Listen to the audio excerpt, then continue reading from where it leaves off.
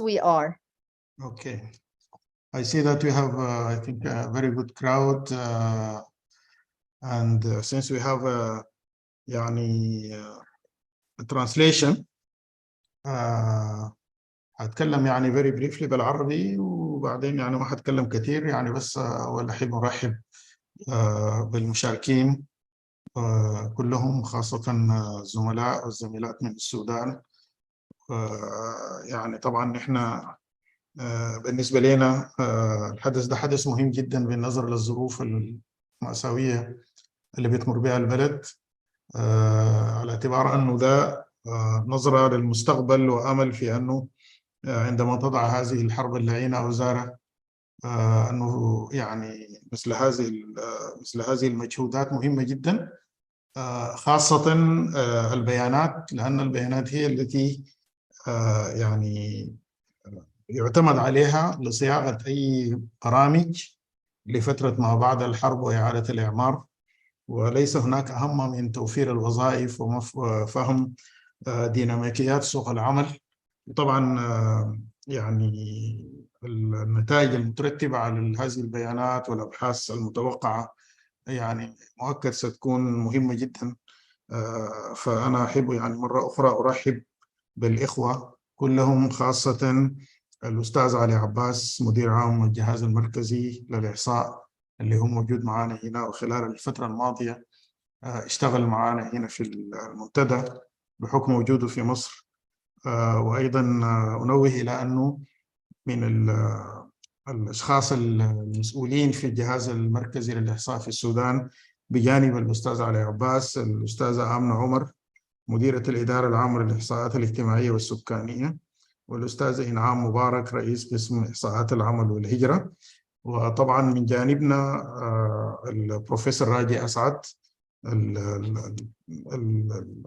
مدير البحث أو الباحث الرئيسي، والدكتورة كارولاين كرافت مشاركة في البحث. هم الاثنين هم الباحثين الرئيسيين، وبمعاونة ستاف من المنتدى على رأسهم ياسمين فهيم مديرة برامج الأبحاث، ودكتورة مي جاد الله مديرة قسم الإحصاء، وداليا هاني إحصائية، وآية طلعت إحصائية، وبسنت عاطف مسؤولة برامج، وإيمان الحضري اللي هي كانت أيضا معانا في المنتدى وانتقلت لموقع آخر ولكن شاركت في المشروع.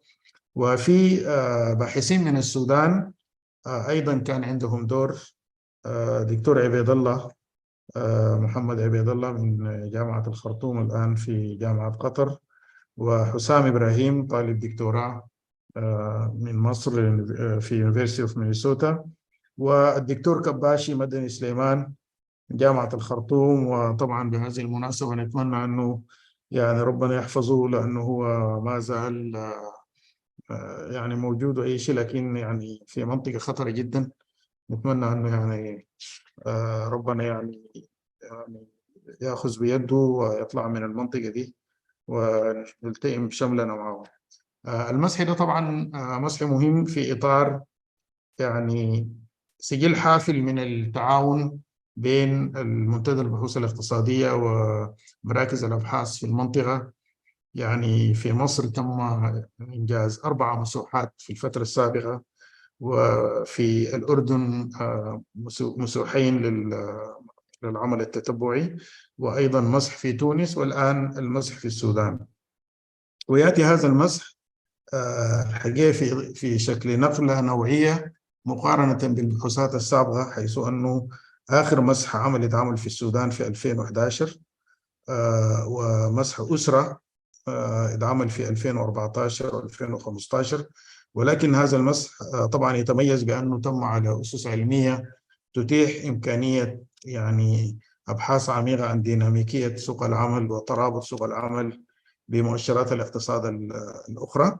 وبالتالي دي مناسبة ندعو كل الإخوة السودانيين من الباحثين والمهتمين بأن هذه البيانات ستكون متاحة وطبعا يعني هنسمع أكثر من دكتور راجي ودكتورة كارولاين وعلى الأخص أستاذ علي عباس فيما يخص يعني المستقبل وكيفية الاستفادة من هذا المسح، وأيضا النظرة إن شاء الله لإجراء مسح آخر في المدى الزمني المتاح. شكرا جزيلا. والآن يعني نتيح الفرصة حسب الأجندة للأستاذ علي عباس.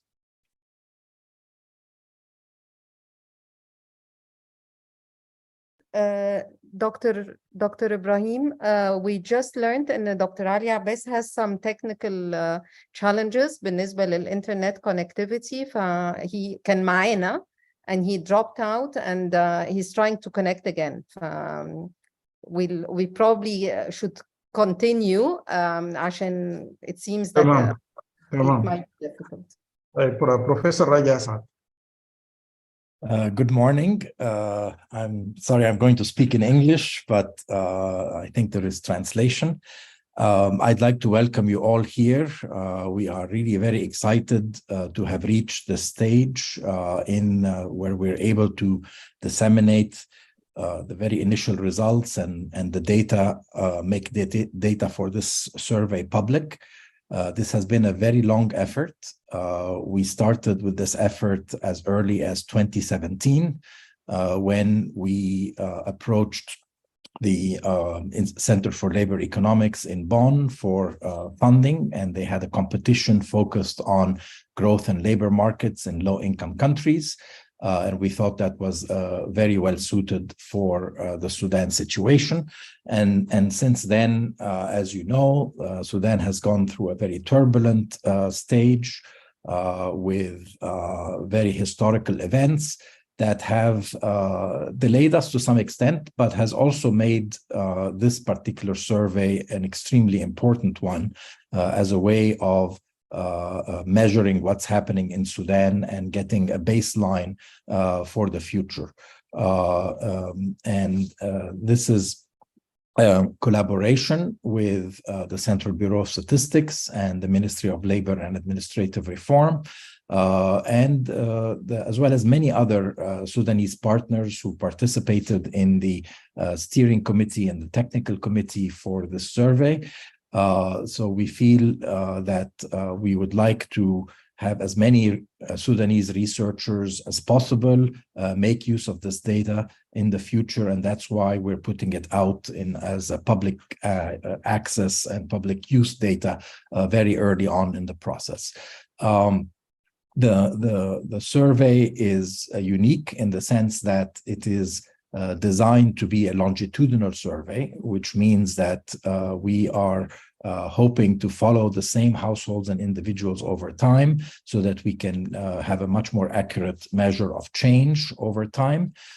It is also the first nationally representative survey since 2014-15, as Dr. Ibrahim said. And so a lot has happened in Sudan over that period, and it's really important to have nationally representative data. Now, we met a number of challenges in being able to do a nationally representative survey, which we will talk about later, but we were able to overcome these challenges. And I think we have a very high quality data set that will serve Sudan well in the near future. So I'm going to be talking later about the more details of the survey, so I will keep my remarks now fairly short. Thank you very much. Okay, we don't have Ali still yet. لسه علي ما معنا. No, we don't. Well, I understand the message conveyed and he's got some technical problems to get online. Maybe we can proceed with the following session and coordinate accordingly. احنا معانا Dr. Sumaya, I can see Dr. Ragui, Dr. Caroline, and as soon as Dr. Saif comes in, we'll promote him as well. تمام. Okay, أستاذة سمية. السلام عليكم. عليكم السلام. So we can start? Yes. Okay. بداية أحيي جميع المشاركين في هذا المسح المهم وأتمنى من قلبي يعني أن يعم السلام في السودان ليس غدا بل الآن، ونتمنى أن نخرج من هذه الحرب اللعينة التي قضت على الأخضر واليابس. I am Sumaya Khalid, Director of Research and Planning in Central Bureau of Statistics, Sudan. I will chair this session, Dr. Ibrahim Al-Badawi, and Ustaz Ala Abbas, Dr. Ragui Assaad, Dr. Carolina, and Dr. Saifuddin. All other participants, researchers and planners and CBS staff and Economic Reform Forum members. Assalamu alaikum wa rahmatullah. For this first session, I think we have 20 minutes for the speaker, Dr. Ragui, and then you and Caroline, and then we will have 10 minutes comments from Dr. Saifuddin. By the end of that, I think we have only 10 minutes for questions and answer. So to save time, welcome Dr. Ragui, and thanks for your effort and for supporting producing very important data for a very important survey in a very critical time in Sudan. Dr. Ragui, you can start. Go ahead. Thank you very much. I'm going to share my screen. So let me just a second here.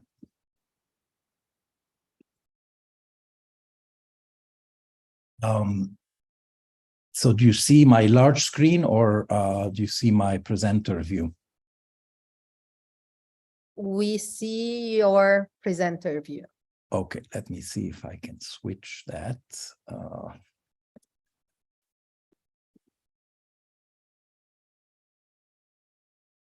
All right.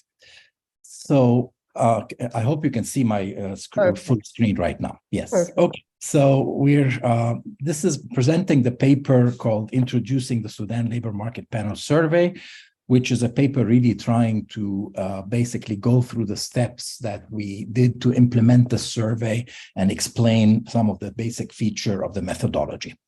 Now, it's a first wave of a planned longitudinal multi-purpose survey.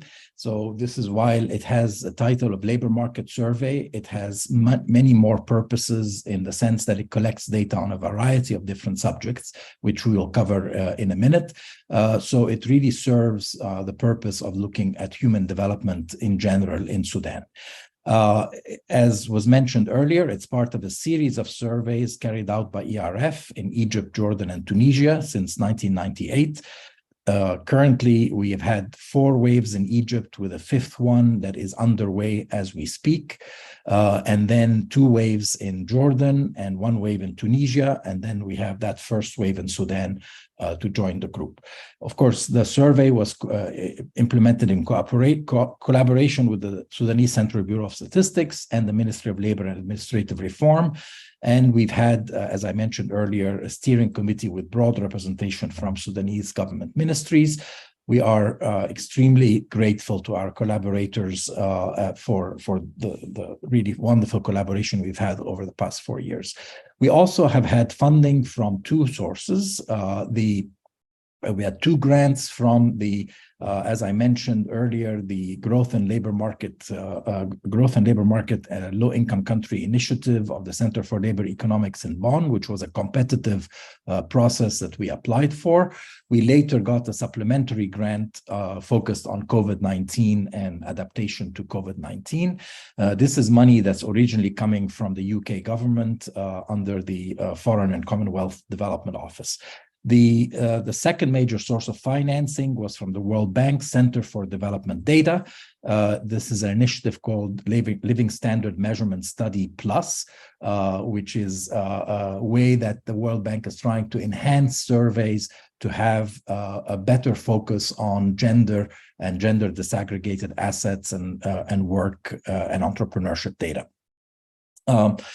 The SLMPS was carried out, as you know, in a very challenging political and economic environment. We really had a 4-year process, or even 4.5 years of planning and implementation. And we actually started in 2018 after getting the grant in 2017, and we completed the survey in September 2022, the field work. We have a nationally representative sample of about 5,000 households and 25,000 individuals. And we mentioned earlier that the most recent nationally representative household survey in Sudan was the Sudan Household Budget Survey, which was in 2014-15.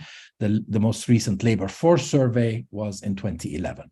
So while there were short phone-based survey during the COVID crisis, they only covered population that had mobile phones, which is quite selective in Sudan, and were limited both in time in terms of the questions they could ask and in terms of sample size. This is a chronology of the planning, design, training, and implementation. As we said, we started in fall 2017 with the grant. There were a lot of delays in 2018-19 due to the political situation in Sudan. In January 2020, we had a meeting with our partners in Sudan to initiate cooperation, and a number of consultations were held in 2020 with experts and researchers from Sudan to adapt the questionnaire to Sudanese conditions and to basically add some modules that were inspired from the World Bank's LSMS Plus project. The programmed version of the questionnaire on ODKX, which is a program that is tablet-based, was completed in November 2020. We had a formal signing of the agreement in April 2021 with our partners, and we implemented a training of trainers in Khartoum. The ERF team went and did a training of trainers, followed by a pre-test of the questionnaire in 5 different areas around the Khartoum region. This was followed by, on August 2021, implementation of a 2-week training camp in Al Jazeera State, which brought all of the enumerators and the supervisors together, and this was carried out by CBS and Ministry of Labor staff. And then finally, we had, of course, the coup happened in October of 2021, which kind of stopped things in their track. And in spring 2022, we were told by our partners that things were ready again to potentially field the survey. We had a 5-day online refresher training in May, and then implemented the field work from June to September 2022. I'm sorry about the mistake there. So let me start by talking about the questionnaire design. This is a pretty wide-ranging questionnaire. It has both a household section and an individual section. And the questionnaire is partly designed to ensure comparability with other labor market panel surveys in the other countries. But we also had this specific input from the LSMS Plus group at the World Bank to look at gender disaggregated issues. So there was an enhanced section on gender disaggregation, both in the household section and in the individual section. So let me just list here some of the topics. The household questionnaire had the usual household roster, but as you can see, a lot of other topics: the housing information about current migrants that may be abroad among Sudanese households, remittances received from the household, non-labor income and social assistance sources from a variety of different sources. We also had a large module on non-agricultural household enterprises, as well as a number of agricultural activities focusing on land assets, livestock, capital equipment, crops, and other agricultural income. So that's the household questionnaire. The individual questionnaire had many sections as well. Residential mobility or internal migration. Also, international migration could come in here, but the history of the migration trajectory of the individual. Information about parents and siblings who are not members of the household, of all adults in the household. The individual questionnaire, by the way, is applied to individuals age 5 and above. So it includes children and adults. A section on health, mostly self-reported health. A full educational trajectory of individuals. A section on training and skills.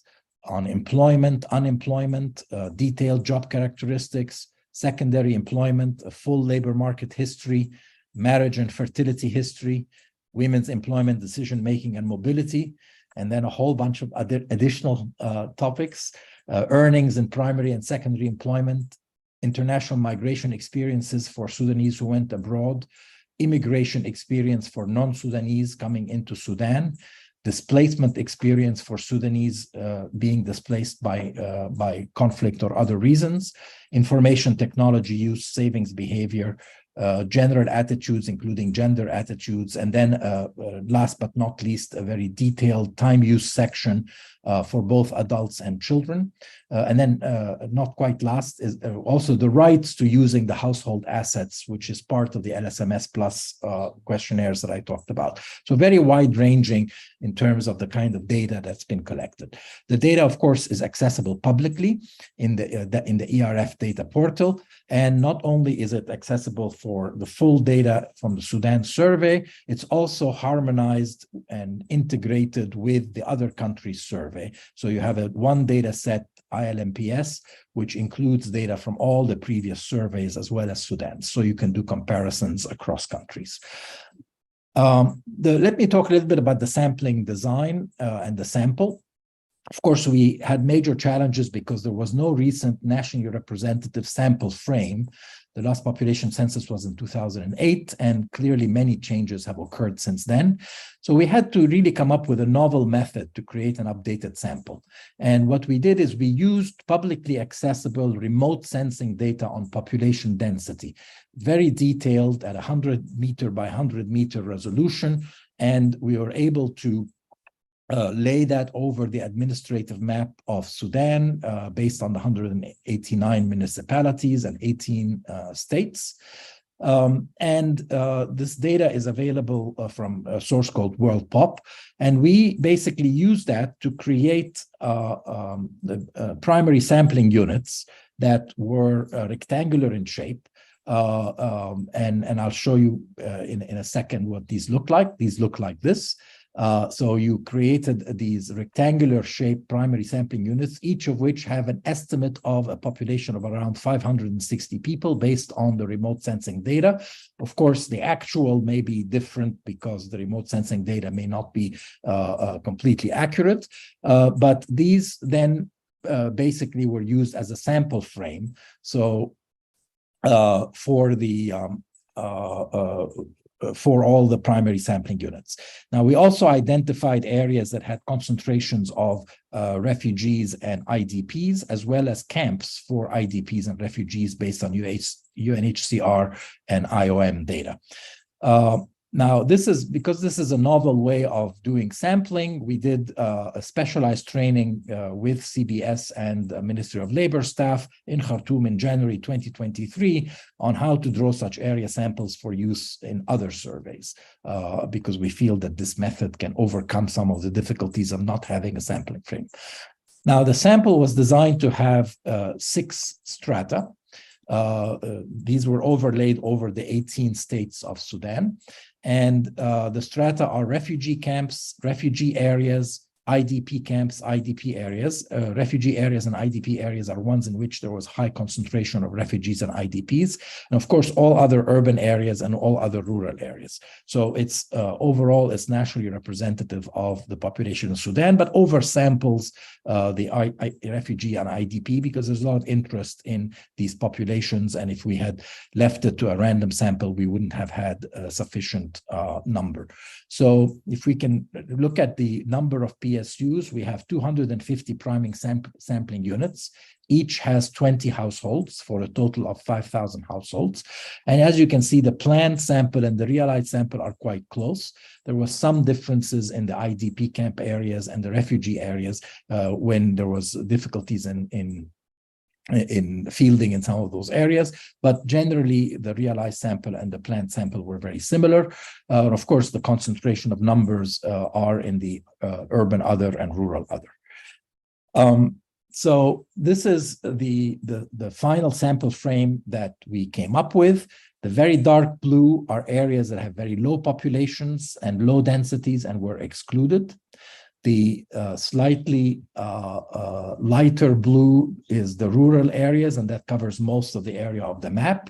The light blue is the urban areas, and you can see the light blue area in the Khartoum region and the region of the Jazeera, which are these are urban areas based on this is urban rural based on density, which is a definition from the UN. Greater than 300 persons is considered urban, and then the yellow and the red are the IDP areas and the refugee areas.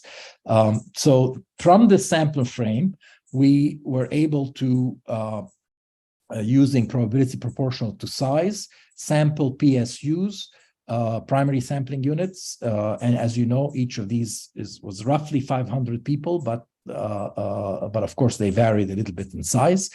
And then once we sampled the PSUs, the supervisors were instructed to canvass the entire primary sampling unit and list all households in them. The estimate was that they would have around 100 households, and identifying these households on the map. And then the tablet program randomly samples 20 households that for interviewing, and 10 backups from each PSU among those that were listed in the field. Now, if there were fewer than 20 listed households, they were all sampled. And if there were fewer than 5 households, the PSU was essentially empty, the PSU was replaced. Now, the good innovation again in the survey is that the CBS agreed that we could publish the GPS coordinates of the centroids of the primary sampling units. This is very useful for research because it's now become a common practice in the DHS survey, the mixed survey, the LSMS survey, because it allows researchers to link household locations, not exact locations, but locations of the general area in which they are, to high resolution weather and land cover data to look at issues of climate change and potential effect of conflict on households. And of course, to protect confidentiality, we add a random displacement error that shifts the centroid by 2 kilometers in urban areas, 5 kilometers in rural areas, to make sure that nobody can identify specific households at any point in time. Now, sample weights are needed to use this data because given the stratification strategy and the oversampling of the refugee and IDP areas, we have to use sampling weights, and they are designed to produce correct counts of refugees and IDPs, and to also expand the population to the total population of Sudan in mid-2022. And so there are individual weights and household weights because we corrected for potential non-response within the households if we didn't get all the individuals who are supposed to respond. And there was about 5% non-response within households of individuals that we could not reach or could not get a proxy respondent to respond on their behalf. Let me just talk briefly about the training and data collection. We had 120 enumerators and 20 supervisors who were recruited locally in the states and trained to implement the SLMPS. The training happened centrally, as you know, but the staff was from the states.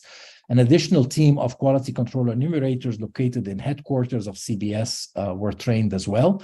And we had 20 enumeration teams of 3 to 5 enumerators each. There was 1 team per state, except for Khartoum and South Darfur, which had 2 teams each. As I mentioned, this is kind of the methodology of the survey and how it was implemented. Let me present very briefly some key findings, because we will be doing that in more detail in the next paper.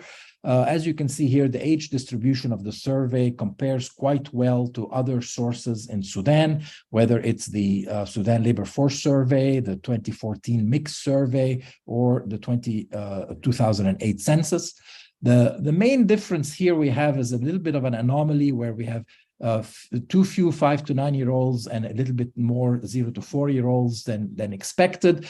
And we suspect that that may be a problem due to the fact that the individual questionnaire started at 5 and older. So if the enumerator wanted to avoid doing an individual questionnaire, they would just list somebody as being a 4-year-old. So that has some lessons for how you organize incentives for enumerators. Now, the distribution by marital status is very similar to the Sudanese 2008 census. The numbers are quite similar. This is the only source that we were able to compare to. Again, You can see that distribution here. With the distribution by educational attainment is in fact quite different across different sources. You can see the census showing that 46% have no education, whereas the labor force survey and the mixed survey showing much smaller proportions. The 2022 SLMPS is somewhere in between.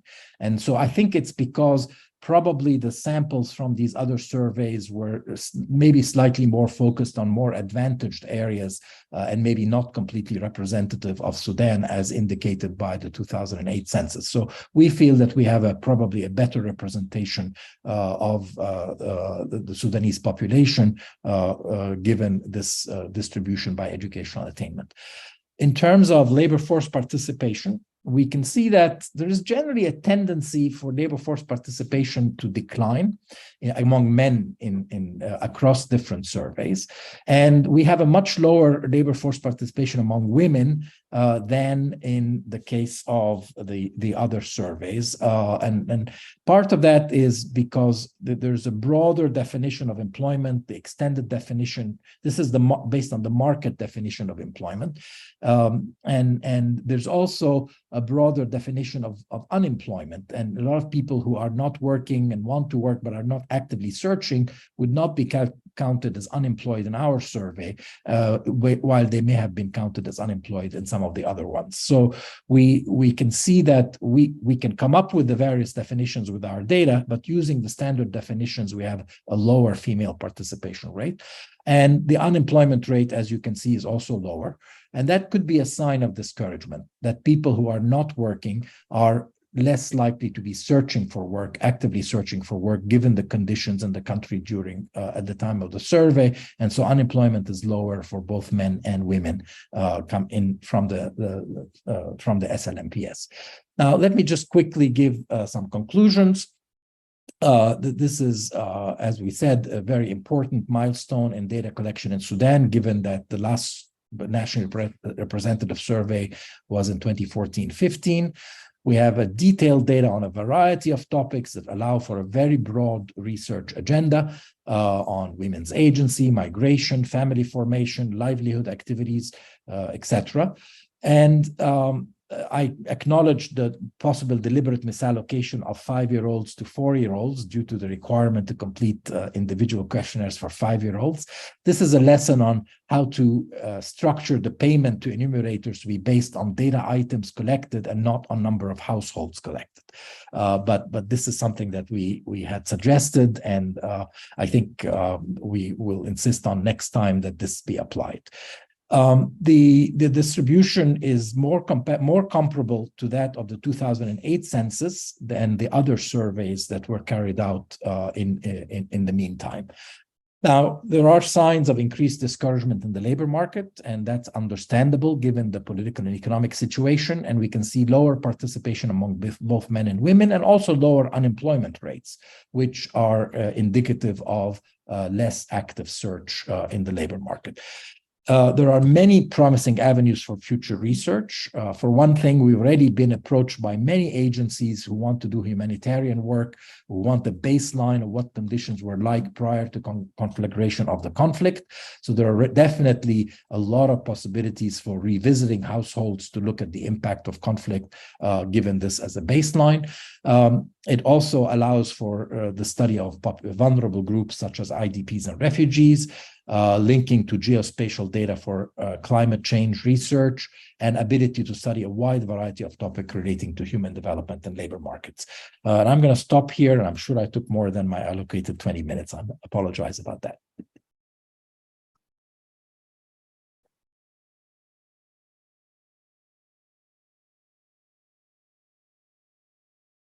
Thank you, Dr. Raji.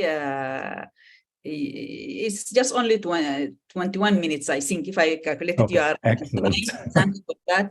This is very, very interesting, really presentation. And when I read this document before today, a lot of questions come to my mind, and now it's come more, because you raise up very important issues concerning the labor market in Sudan. I'm not sure if Dr. Saifuddin around? Is he around? Yeah, he's here. Because Dr. Saifuddin, assalamu alaikum. You have 10 minutes for the comment. How many minutes? 10 minutes. Thank you. Half time, Dr. Raji. You're welcome. First, thank you all and the panelists and the team. Thank you for this. I'm a bit slightly confused because of the time. I am in Mogadishu and I'm 1 hour ahead of the time from Khartoum and Cairo. That's the source, and I was waiting here until I saw the email that's coming back. In fact, we are here also for the same mission. We are looking forward to bring Somalia back to international comparability, particularly in Human Development Index and MPI also. And we are looking forward for the support also from the Economic Research Forum, particularly for computing the multidimensional poverty index in Somalia after almost decades in the region. Coming back to the survey, I have an opportunity to go through the findings, and let me just be very brief, and hopefully that be concise, particularly with respect to the key findings of the report. I was actually expecting, and thanks Professor, he will say that there will be a paper in more details with respect to the structure of the labor market, because in my mind, there's 3 key questions that we are always asking, and this is also the same case for us here in Somalia. We have seen that countries like Sudan very much affected by the conflict, and the data, particularly driven by the humanitarian agency, tend to be very inflated with respect to labor market, with respect to the humanitarian assistance. There's some reason of that, and it is a big bottleneck that now we are also working on the same issues in Somalia with respect to the funding.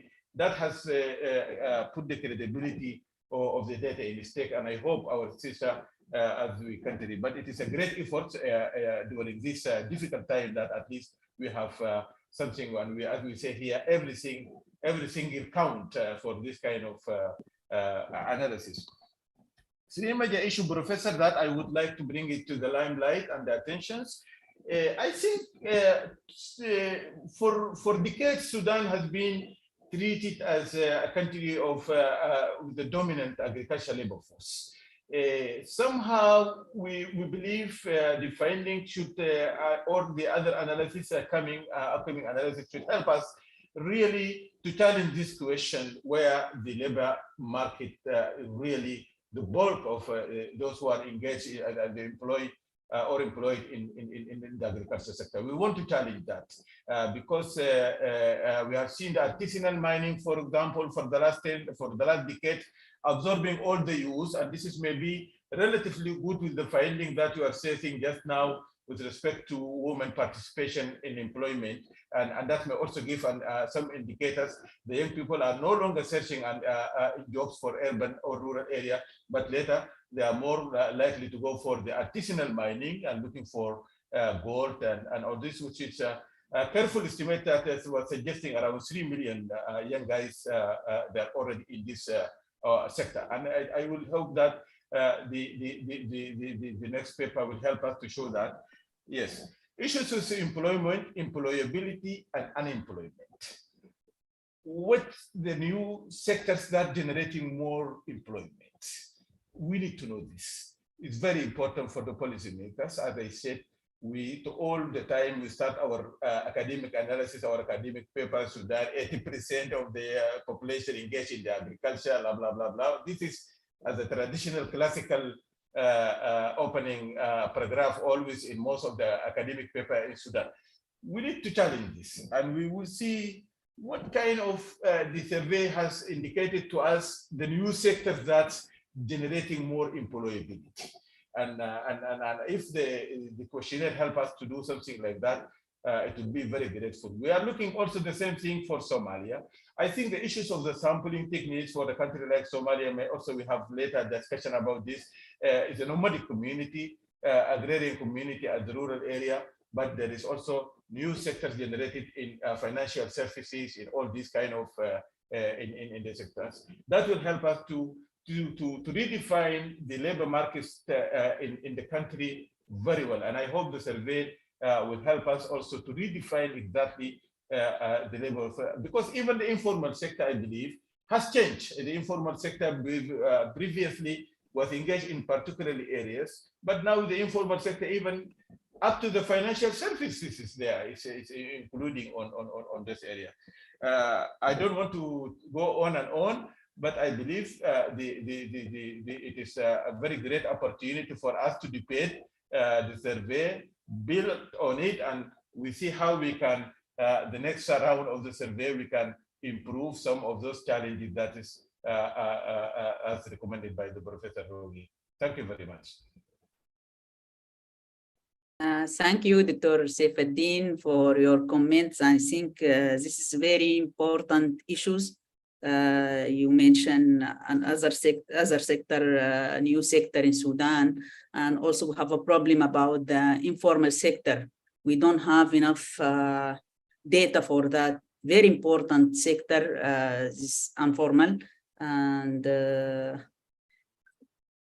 I think before to give the other participant a chance for question and answer, I have a few comments for myself as a demographer.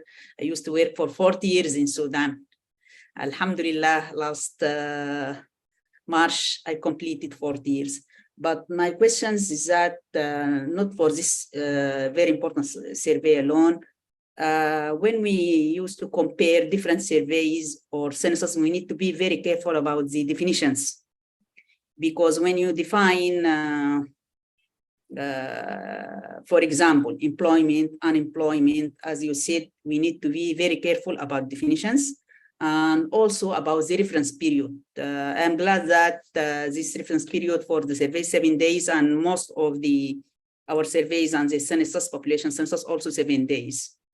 But this is a new technology, remote sensing data. I'm glad that we are starting using it in Sudan, because we have many problems, as Dr. Ragui mentioned, that we have a problem about the updating the frame. This is a very important issue. We are happy about that, but we need also to be very careful when we are comparing different type of household or different mode of livings. For example, I have some questions for the researchers about when we add those IDPs and refugees camps, we need to be careful about how we define the refugees camps and how we define refugees area. I hope that in the analytical report, it will be very they can state it very clearly what is the difference, and especially by state, because I am worried about 2 states, White Nile state and Kassala state. For primary sampling units in Kassala state, 5 PAUs refugees, and in the whole state, it around 13 PACUs. So this means around 38%. And in Kassala, 14 PAUs for the whole state, and 7 of them refugees camps or 1 refugee area.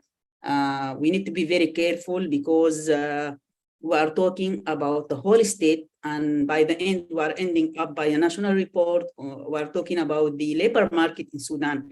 So I hope that for the future and for the analytical report, I hope that Ustaz Ali, he is around now, or I will tell him that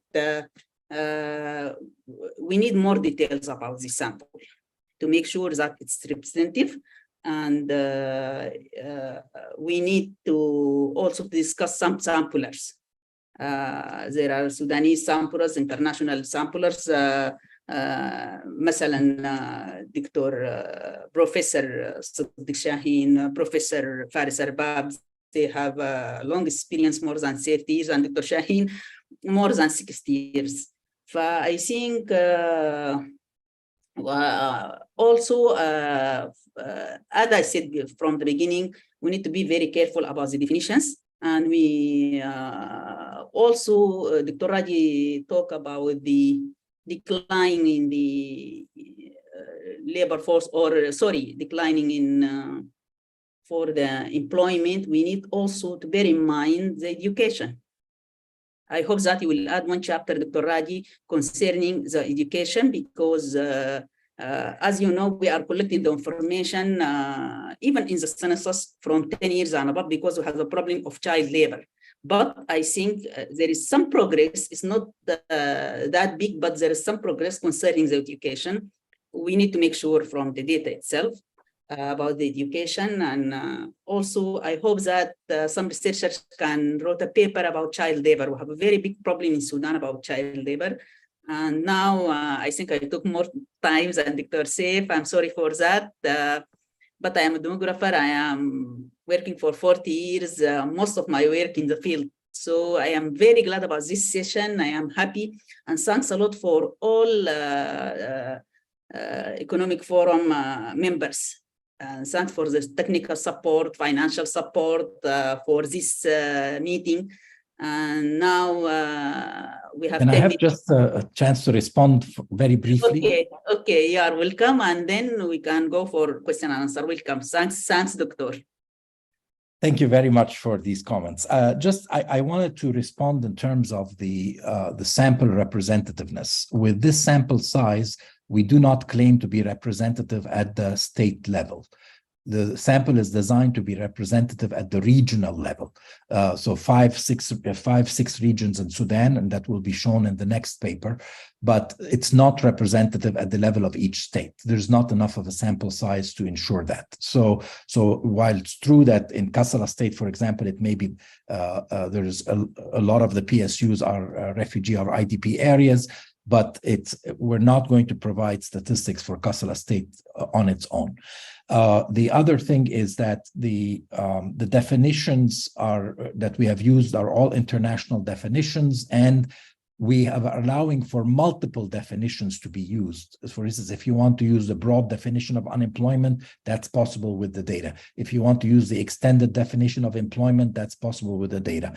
In terms of the role of agriculture, so many women in Sudan, when they work in agriculture, they will not say that they work in agriculture. Even if you ask them very detailed questions, they don't consider themselves to be doing anything more than domestic work. So we got at that by asking at the household level, what sort of activities do you have? And in each activity, who is participating as a primary worker or as a support worker? And so we're able to get alternative measures of women's participation in the economic activities, and particularly in agriculture, which are much broader than that very narrow measure that I showed today, which is of market labor force participation. And we're going to show that. That's the topic of the next chapter. It'll be a special paper on this whole issue of measuring women's work in agriculture. Now, the role of agriculture, Dr. Saif, is still very important, but it's not 80%. And we will see that in the data from the next paper, so I will not say much more about it right now. Thank you very much for this clarification. For me, it's good, because for the researchers that please don't take it as a state level. It's good to take it by region, and it will be representative. You are right. If any question or comment for both for the comment from Dr. Saif and for the presentation from Dr. Assaad, any questions, even or comments, please go ahead. Floor is yours, or participant. There are two questions, 3 questions and a comment in the Q&A section that Dr. Caroline has been helping sort of address. The comment is from Dr. Iran Selwanis, not a question, but massive congratulations for this important and very timely survey. Looking forward to learn from the results of this survey, wishing peace and prosperity for Sudan. And then there are a couple of questions.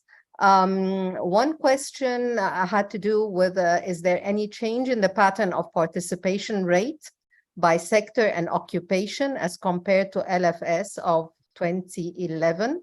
And I'll say the questions because, maybe Caroline or Ragui would like to address that very telegraphically. And then there's another one on conceptually, what was the rationale behind defining unemployment to not include those who are not employed nor actively looking for employment, i.e. what extent does this not undermine the unemployment challenge in Sudan, particularly for youth? And then finally, what are the factors that have had contributed to lowering unemployment and participation rates? And I think we had a hand raised as well. Floor is yours.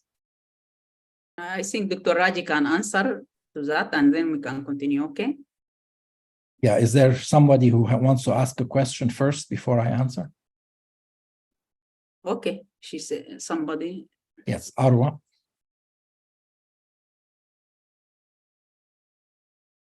Arwa, could you ask your question, please? Thank you very much. I would like to ask about the exclusion of very small sample when the number of households it is 0.025, something like this. You can pick the slide number from the slide right.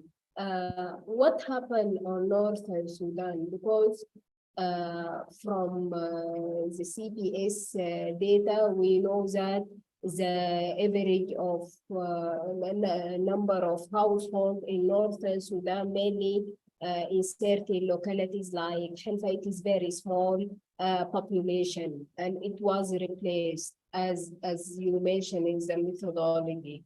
But I think also the replacement maybe is not receive the required number to select number of household in certain administrative unit.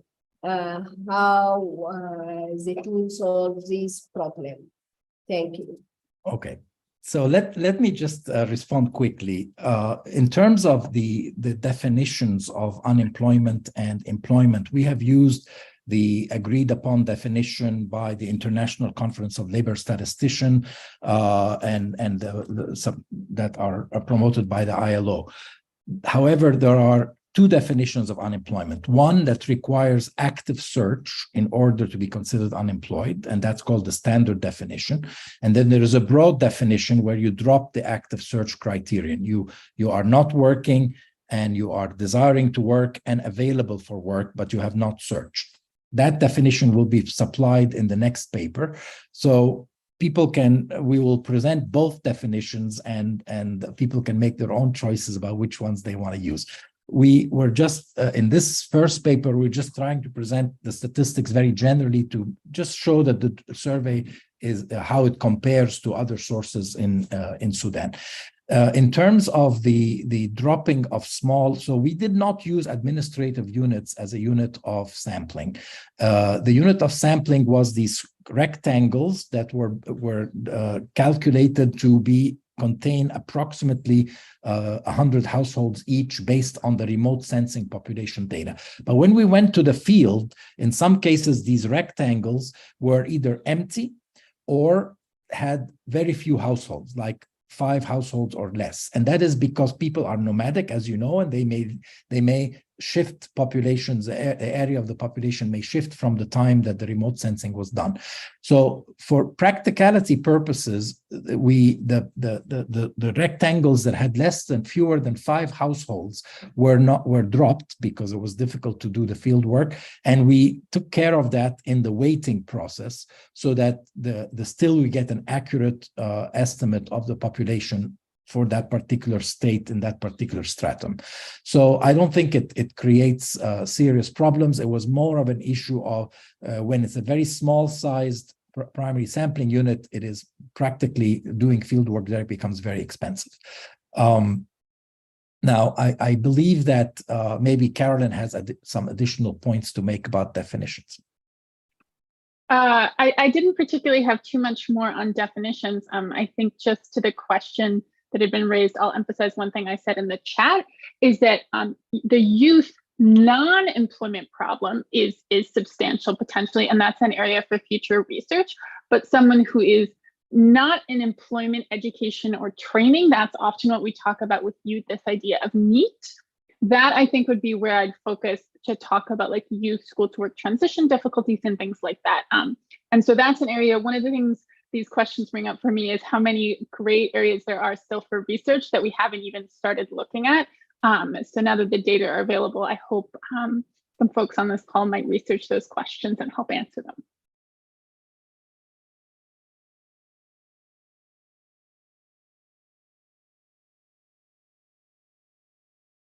Shall I come in? Very quick question. Please. Also, actually, Yes, go ahead, Doctor. Yes. It's not a question, actually, it's a suggestion for the upcoming work.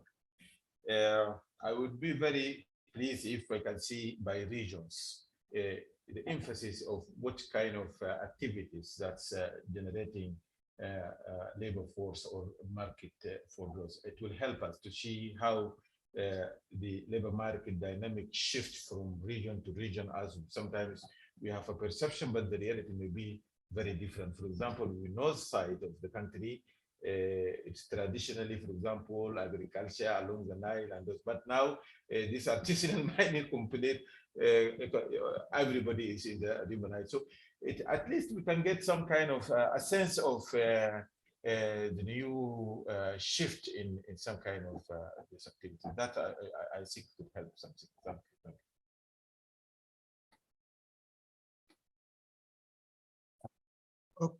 Okay, thank you very much, Mr. Samia, Raji, and Saif, and the contributors to the session.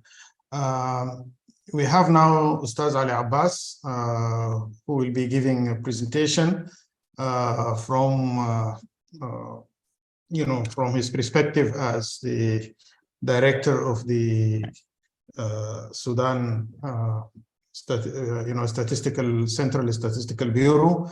But I would like to request him to do his presentation after the next session, because Professor Ahmed Ali is a teaching engagement, so we wanted to make sure that the session finishes before he had to go to his teaching class. So let us have this following the second session, and then after that, Ustaz Ali Abbas will give his remarks. So Dr. Sarah Abdul Azim will be chairing. You are in mute. Good evening, everyone, and I would like to welcome the speakers, the panelists, and the attendees. I'm Sarah Hassanein. I'm an independent public health and health system expert, and I'll be moderating this third session of this important survey that actually helped in updating a national and a critical benchmark that is really needed for not just the routine statistics, but also to help us in the peace building and also in projecting for the kind of the health services, the social protection, the development and economy that we would like to have, especially in this challenging period. It's a 40-minute session, and quickly on house rules, the presentation, which will be held by Dr. Krafft and Dr. Ragui Assaad, will take around 30 minutes. Then there will be a comment session for 10 minutes, which will be led by Dr. Hamid Tijani Ali. The presentation will be reflecting the structure of the labor force and employment, and it will help us better understand the Sudan market dynamics and see the possible changes and what's going on there. The presenter is Dr. Krafft. She's an associate professor of economics at St. Catherine University. She received her master's degree in public policy from University of Minnesota, and her PhD from the Department of Applied Economics at the University of Minnesota. Her research examines issues in development economics, primarily labor, education, health, and inequality in Middle East and North Africa. Her current projects include work on refugee, labor market dynamics, life course, transitions, human capital accumulation, and fertility. Dr. Caroline, the platform is yours. All right, good morning, everyone. Thank you for joining. Let me just get my screen sharing here.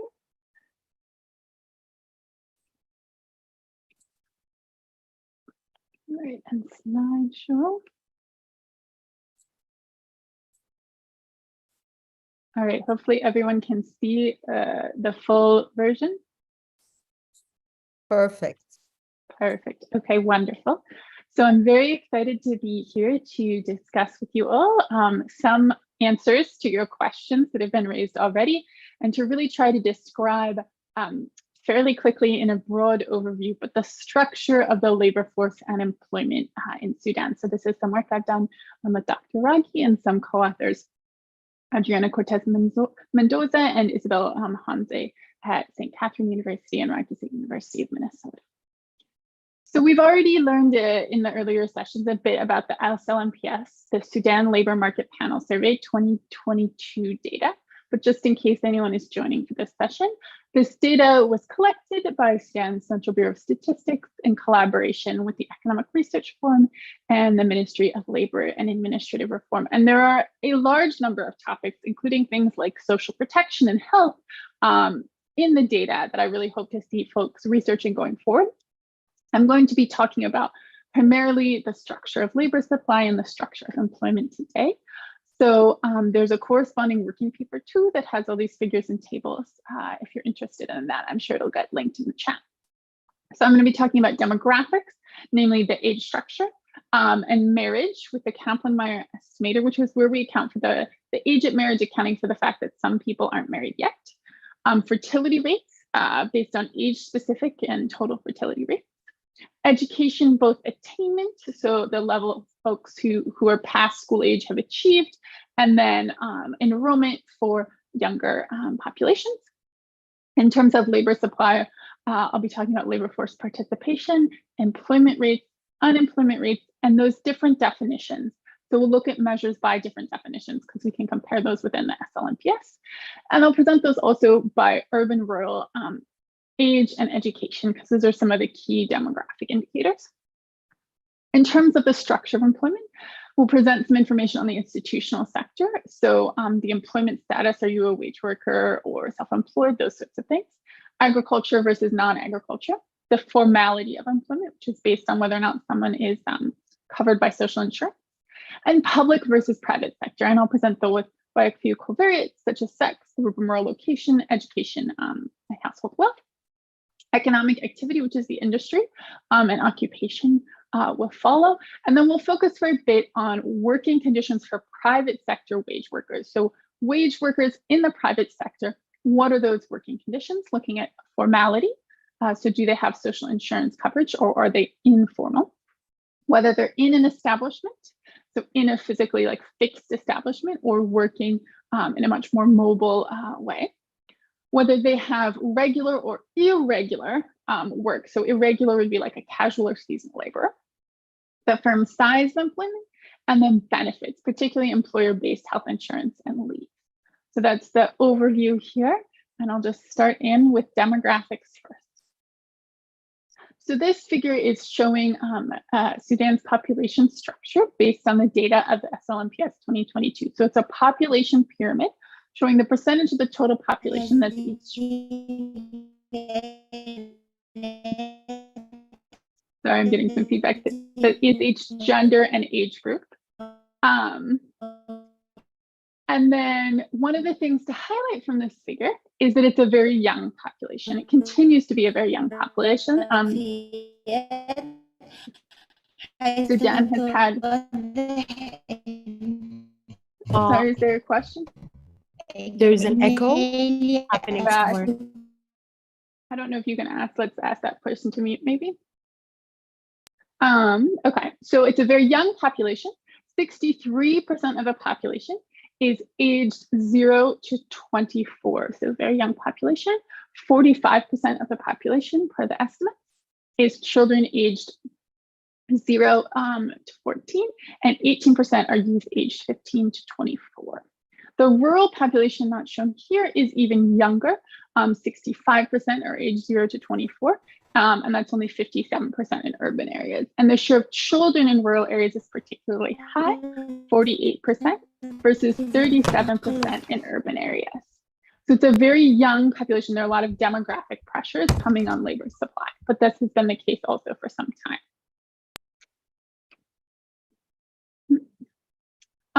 In terms of marriage and that key demographic, almost 95% of men and women married by age 50. So these figures are showing the proportion of men and of women who are ever become married, right? So they've gotten married at least once. By age, sex, and location, urban, rural, are on the graphs. For those who are ages 15 to 59 in 2022. So near universal, almost everyone eventually marries. The median age at marriage was 20 for women. So half of women got married before that, and half got 20 or after. And there's earlier marriage in rural areas. In fact, early marriage before 16 or before 18 is relatively common for women. So 18% of women aged 15 to 59 at the time of the survey were married before age 16 and 30% before age 18. There have been pretty limited shifts in ages at marriage. And if anything, it's actually to earlier ages, specifically for men. So these figures are showing the proportion of women and men ever married by different ages. So the series of the different ages by year of birth. So for example, we're seeing what percentage of those born in 1990 were married by age 20. So what we see is not a lot of change for women. The curves are relatively flat, so the similar proportion. There was a little bit of fewer married by 18 or 20 for the 1980 to 1990 cohorts, but then that picks back up again to come back to a similar level to earlier in the early 1990s and 2000s. The share marrying by a given age increased more for men over time, particularly, for example, well, only about a quarter of men were married by age 25 among those born in 1970. This increased to around 45% for the most recent cohorts that we can observe this for those born in the 1990s. So a little bit acceleration in marriage there for men, not as much change for women.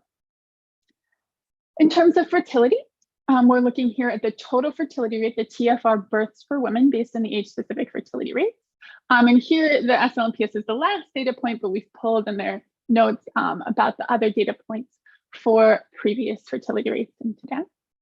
And so it's remained, the TFR has remained consistently high. There have been fluctuating decreases and increases since the data we have starts in 1979. The highest fertility rate was in 1979 at 6 births per woman. The lowest point was in 1993 with 4.5 births per woman. This increased back up over time to 5.7 births per woman in 2010 and fell back to 5.2 births per woman in 2014. And then we have, of course, based on the SLMPS, the TFR estimate we get there is 4.9 births per woman. So a lot of fluctuation over time, but really sort of stall in this fertility rate at above replacement fertility. Fertility rates are higher in rural areas specifically, and we saw that in terms of the demographics of children being such a large population there as well. So this figure is looking specifically at age-specific fertility rates, so births per 1,000 women in each group by urban-rural location from the SLMPS.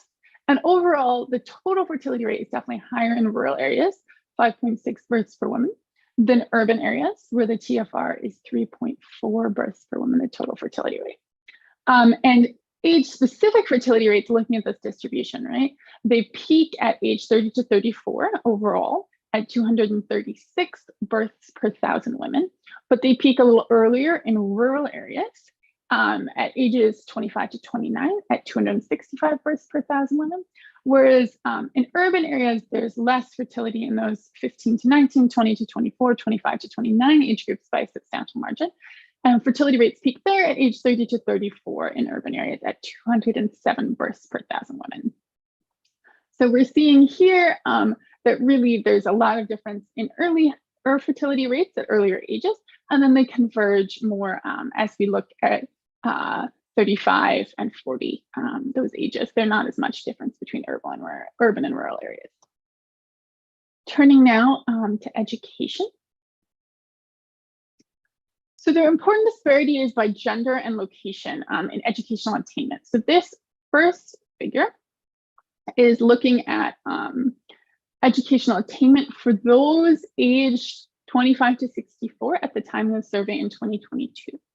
So nearly half, 49% of those in that age group were illiterate, and that's 39% of men and 58% of women.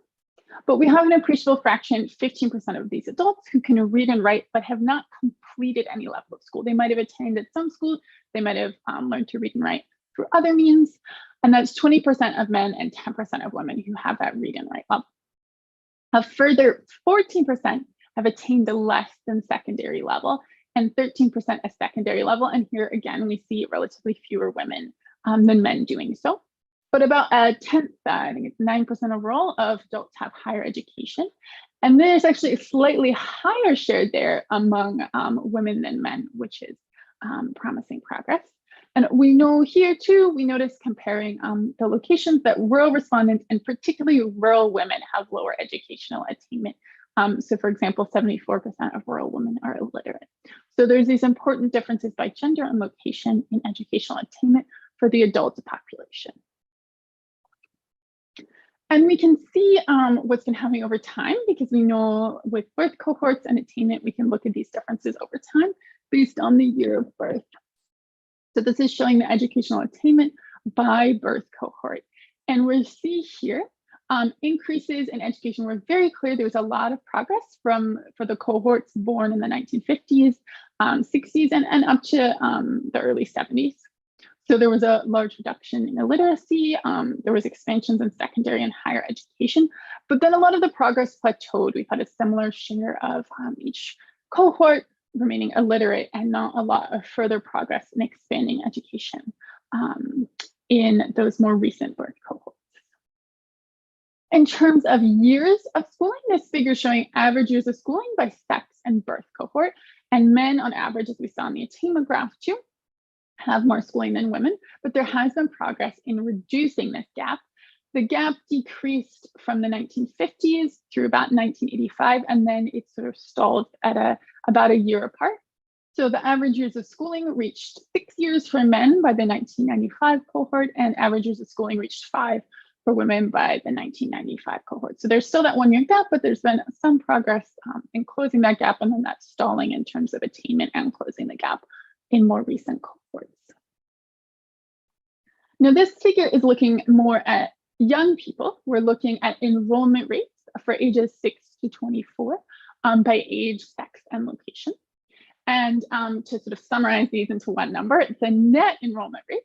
So the percentage of those of primary age enrolled in primary, and likewise, the percentage of those of secondary age enrolled in secondary are 56% for primary at the time of the SLMPS and 23% for secondary. So you can see how this changes over age in the graphs here. So starting at age 6, at approximately 85% in urban areas, right? So there's a little bit of delayed entry, but we get up to starting around 85%. 85% of children enroll in urban areas, but this is much lower in rural areas, closer to 45%.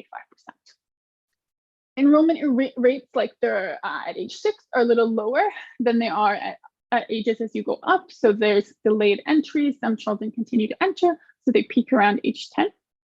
And there is more or less gender parity in initial enrollment. But there are a lot of differences that happen between urban and rural areas and by gender at later ages. Children in urban areas, there's some declines in enrollment, but relatively likely to stay enrolled in school until more like close to age 15. But children in rural areas, there's a decline in enrollment starting even just past age 10. Boys have higher enrollment at older ages in rural areas and girls in urban areas. So there are interesting intersections there in terms of gender and location.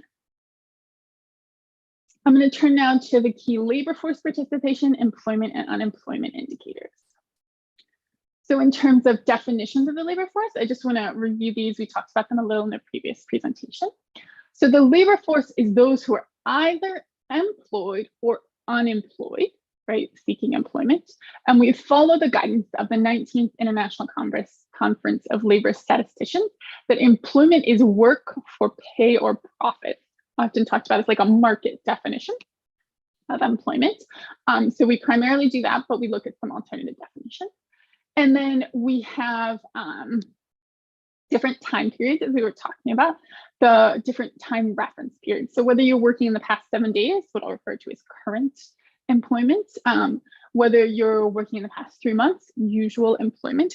And then we have this one that is less common, but very interesting to look at, a 1-year measure, an annual measure.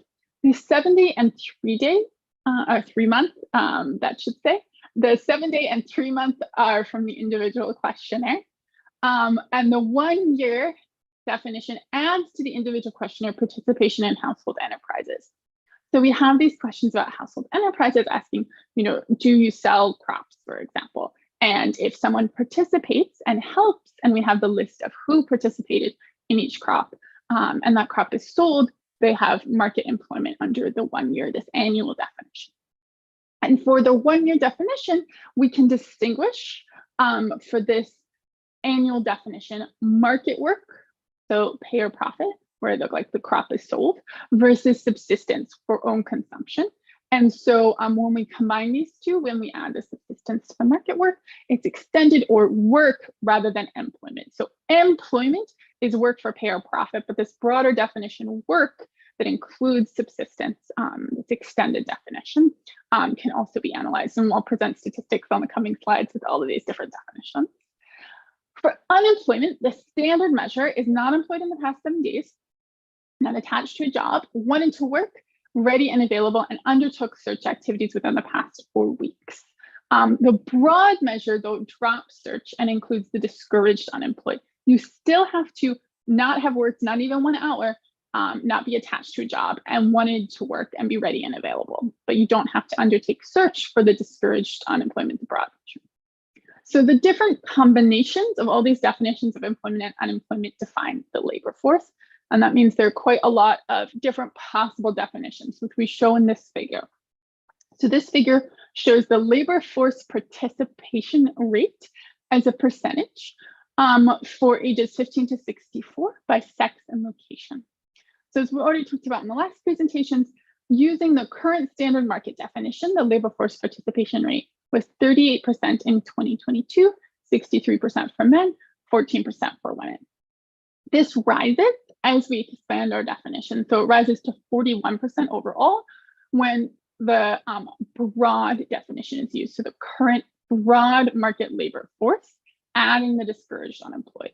It rises to 51% with the annual broad market labor force, and likewise with the annual standard extended labor force, so some of these different definitions. And then the most expansive definition is 52% with the annual broad extended labor force. So this is the broader definition of work, as well as the broader definition of what is unemployment. The rates are lower in rural areas when we use the current standard market definition, but they're higher in rural areas with the annual broad extended definition. So that flips. The annual measures include much more agricultural work that gets undetected otherwise. The gender gap in participation is substantial, but narrows somewhat with other definitions. So in the most expansive, the annual broad extended definition, it's 77% for men and 29% for women, as compared to that 63 and 14 with the current standard market definition.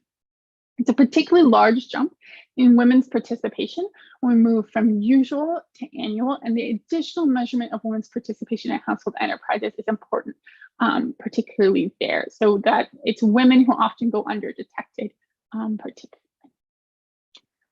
When we turn to the employment rates, right, so we have these 4 different definitions of employment. We're looking here at employment and work rates, the percentage by various definitions for the adult population ages 15 to 64 by sex and location.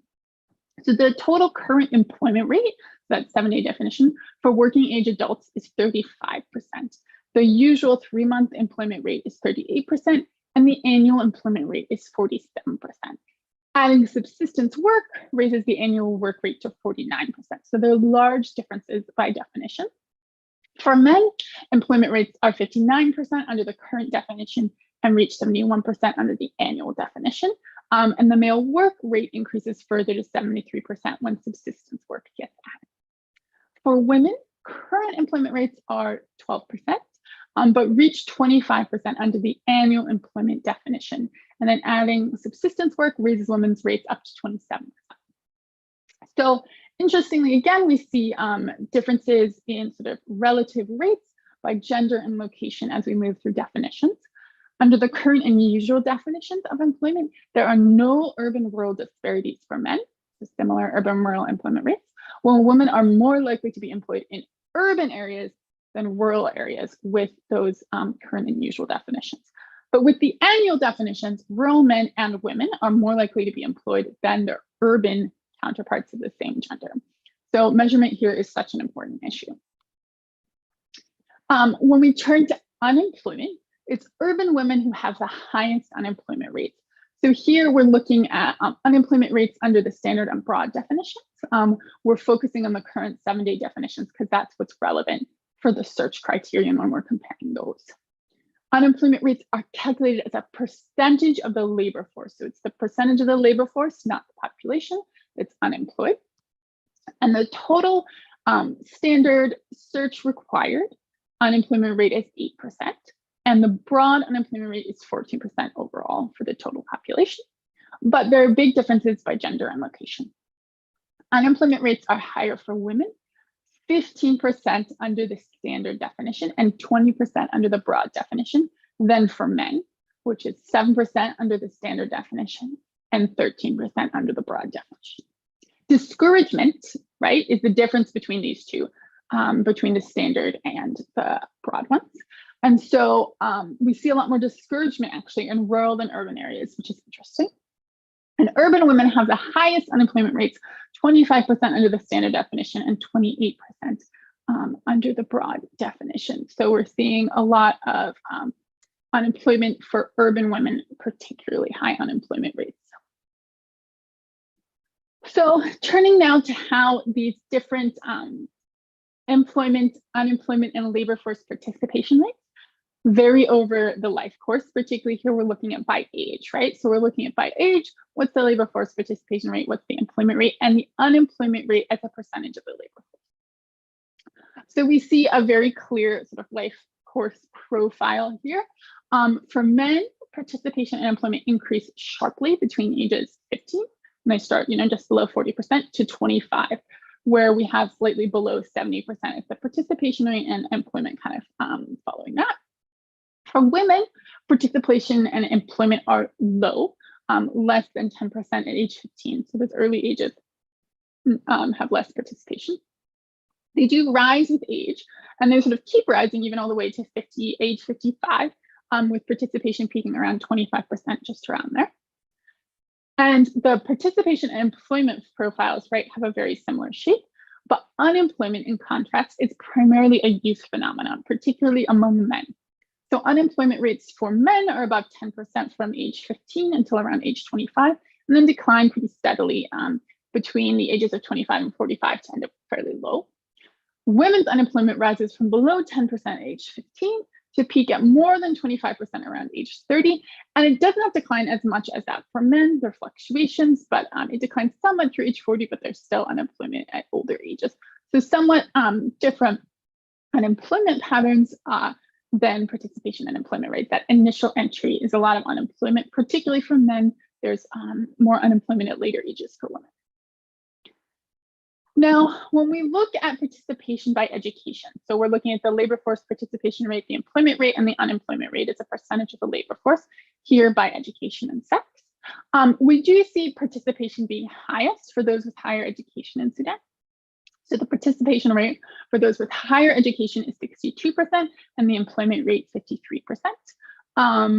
Among men, 77% of those with higher education are employed, and among women, 32%. But at other levels of education, there are not very clear patterns of participation. So there's some differences for higher education, but the other levels, not very clear patterns of participation. And that's been noted in other research on Sudan, that there aren't as strong education differentiations as you might expect. Unemployment rates, however, are higher for those with more education. This is a common pattern in the region. So the overall unemployment rate is 4% for those who are illiterate or read and write, 13% for those with less than secondary education, 16% for secondary, and 15% for higher education. Interestingly, both men and women with higher education, though, do have lower unemployment rates, 6% for men, 29% for women.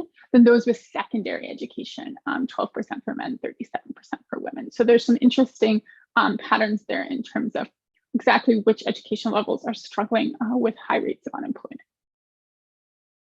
I'm going to turn now to the structure of employment. So we're going to focus on those people who are employed and the characteristics of their work. So as we talked about earlier, employment is often agricultural, but it's not 80%. It's, in our estimate, it's 39% of employment is in agriculture. So this is really looking at the distribution of employment by what we call institutional sectors. So combining a lot of key characteristics. And of course, the 39% does increase when we use the definitions, for example, the annual definition rather than the current 7-day definition. That's what we're working with here is the current market employment definition. So a sizable share of employment is self-employment. Self-employment, like your own one-person business, 16% in agriculture and 13% in non-agriculture. 6% of workers are running a business, but employers of others. And unpaid family work is often common in agriculture. So you're working unpaid in your family's business. That's 9% of employment, but it's rare in non-agriculture, about 1% of employment. 10% of employment is in informal wage work in agriculture, and 30% of employment is in informal wage non-agricultural work. There's very little formal private sector wage work. It's only 1%, or public enterprise work, again, only 1%, but 13% of employment is in government. And when we look at differences by location, rural areas have more non-wage work and work in agriculture, and women are disproportionately in agriculture and government employment. There are differences in terms of employment by education. This is looking at that distribution of employment by institutional sector, by education level. Self-employment in agriculture is particularly among those who are illiterate, followed by those who can read and write. Self-employment outside agriculture is common for those who can read and write or have through secondary education, so it's a more educated group. Unpaid family work in agriculture is common for less educated folks, illiterate through less than secondary educated workers. Whereas informal wage work in agriculture is most common for folks who are illiterate, 15%. Informal wage work outside of agriculture rises at first with education from 23% among the illiterate up to 43% of those with less than secondary education before falling somewhat to 29% among those with higher education. But even among those with secondary or higher education, only 3% have formal private wage employment. Although there's some government employment at lower levels of education, like 6 to 9%, and secondary, 19%, and higher education. It's higher education, 46%, that has the most government employment, right? So there's a real difference there that 46% of those with higher education are in government employment. There are large differences in wealth by type of work. Because I am mindful of time, I will skip that slide and I'll skip this one as well. Economic activity, oh no, there were questions about this earlier, I'll pause on this one. So economic activity, we already mentioned, is dominated by agriculture, right? So 39% of employment is in agriculture, 51% for women and 37% for men. But other sectors do have a key role in the economy. The next largest sector is trade and retail, 12%, followed by other services, 11%, and construction, 9%. 7% of employment is in transportation and storage, and to answer an earlier question, 6% is in this combined category of manufacturing and mining. And that can be broken apart in more detail in the underlying data. There's 5% in public administration and defense, and a further 5% in education and health. Only 4% of employment is in professional activities and 3% in accommodation and food services. And women are overrepresented in agriculture, education and health, professional activities, accommodation and food services, and really underrepresented in all other industries in comparison. There is limited professional employment. So here we've turned from looking at the economic activity, which characterizes like the firm in which you work, to looking at your occupation, which characterizes your job more specifically.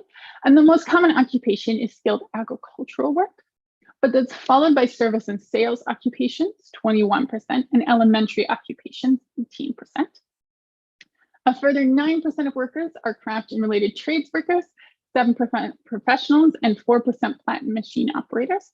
Only 1% are managers, 2% technicians and associate professionals, and 1% clerical support workers.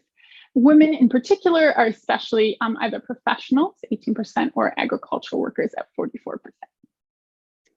All right, last section here is on working conditions for private sector wage workers. So here we're looking by those different industries, the percentage of private sector wage workers who are informal, so they lack social insurance, and informality is near universal, 98%. It's not very particularly much across sectors, although there's some that are a little different. Working outside a fixed establishment is also quite common. It's about 60% of private sector wage work, and that's particularly true in sectors like construction. And irregular, so this is your casual or seasonal sort of day labor work, is also common at 37%, and it's particularly true in construction and agriculture as well. So there's a lot of what we call vulnerable employment in the private sector with informality, irregularity, and working outside of establishments. Most employment is in micro and small firms. You can see in the total on the bottom there, 28% of employment is the respondent only, so self-employment. 37% is 2 to 4 workers. A further 17% of employment is in firms with 5 to 9 workers, 6% in firms with 10 to 24 workers. Only 1% is in firms with 25 to 99 workers. 6% is in firms with 100 or more workers, which includes a very large but don't know exact number category. And 4% don't know at all. There's some variation by industry, slightly larger firms in manufacturing and mining, as well as education and health, but a lot of sectors have this real micro enterprise. Employment benefits are also quite rare. This is showing employment-based medical insurance, paid leave and paid sick leave for private sector wage workers by the size of the firm in which they work, for those who are currently employed. Overall, only 2% of workers have employer-based medical insurance, only 10% have paid leave, and 12% paid sick leave. These benefits are very rare in micro firms, but still held only by a minority of workers in firms with 10 or more employees. Benefits are, again, best for the 25 to 99 worker firms, with 14% of workers having medical insurance, 34% paid leaves, and 37% paid sick leaves, and there's similar rates for firms with 100 or more workers.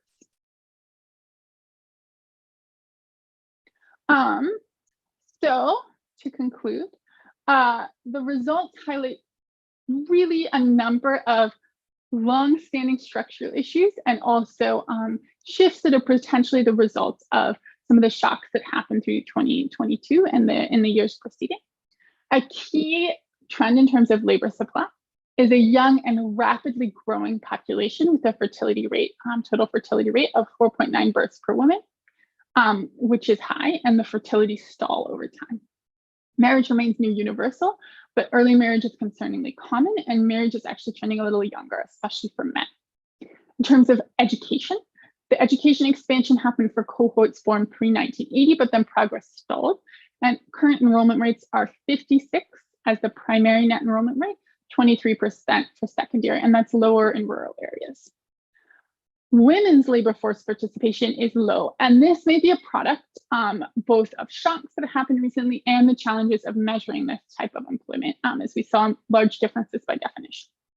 We see very clear life cycle patterns of employment and unemployment, but not large differences by education aside from the higher education category. Agriculture does remain central to the economy, 39% of employment, along with non-wage self-employment and informal wage work. That wage work really is largely informal. Private sector wage work is very vulnerable, 98% informal, often irregular, outside establishments, and lacks benefits. And this work is primarily in micro enterprises. So these are just a few of our findings. I apologize for the speed in which I had to overview them. But this is really only scratching the surface of the SLMPS data, so that we really hope the data public good facilitates additional research. And also, I want to note that the labor market situation has surely worsened since conflict broke out in April 2023. So ending the conflict and stabilizing the security and political situation is an essential prerequisite to addressing any of these economic and labor market challenges. And additional data collection and research is definitely going to be needed to understand the impact of the conflict on Sudan society and economy, and really to try to inform efforts to ameliorate some of the harms of the conflict. So thank you for your patience with my lengthy presentation, and thank you to the funders who supported this work and the excellent collaborators we've had to bring this data to fruition.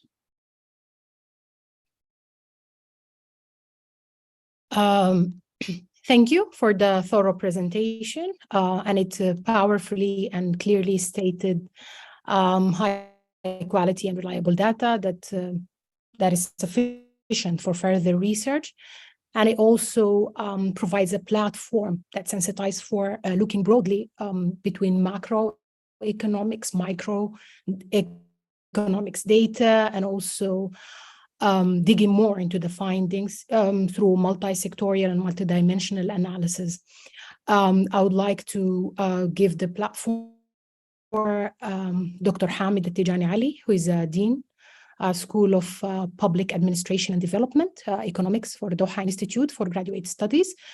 He is also a PhD holder in Economic and Public Policy from University of Texas, and he has also a Master in Economics from University of Texas.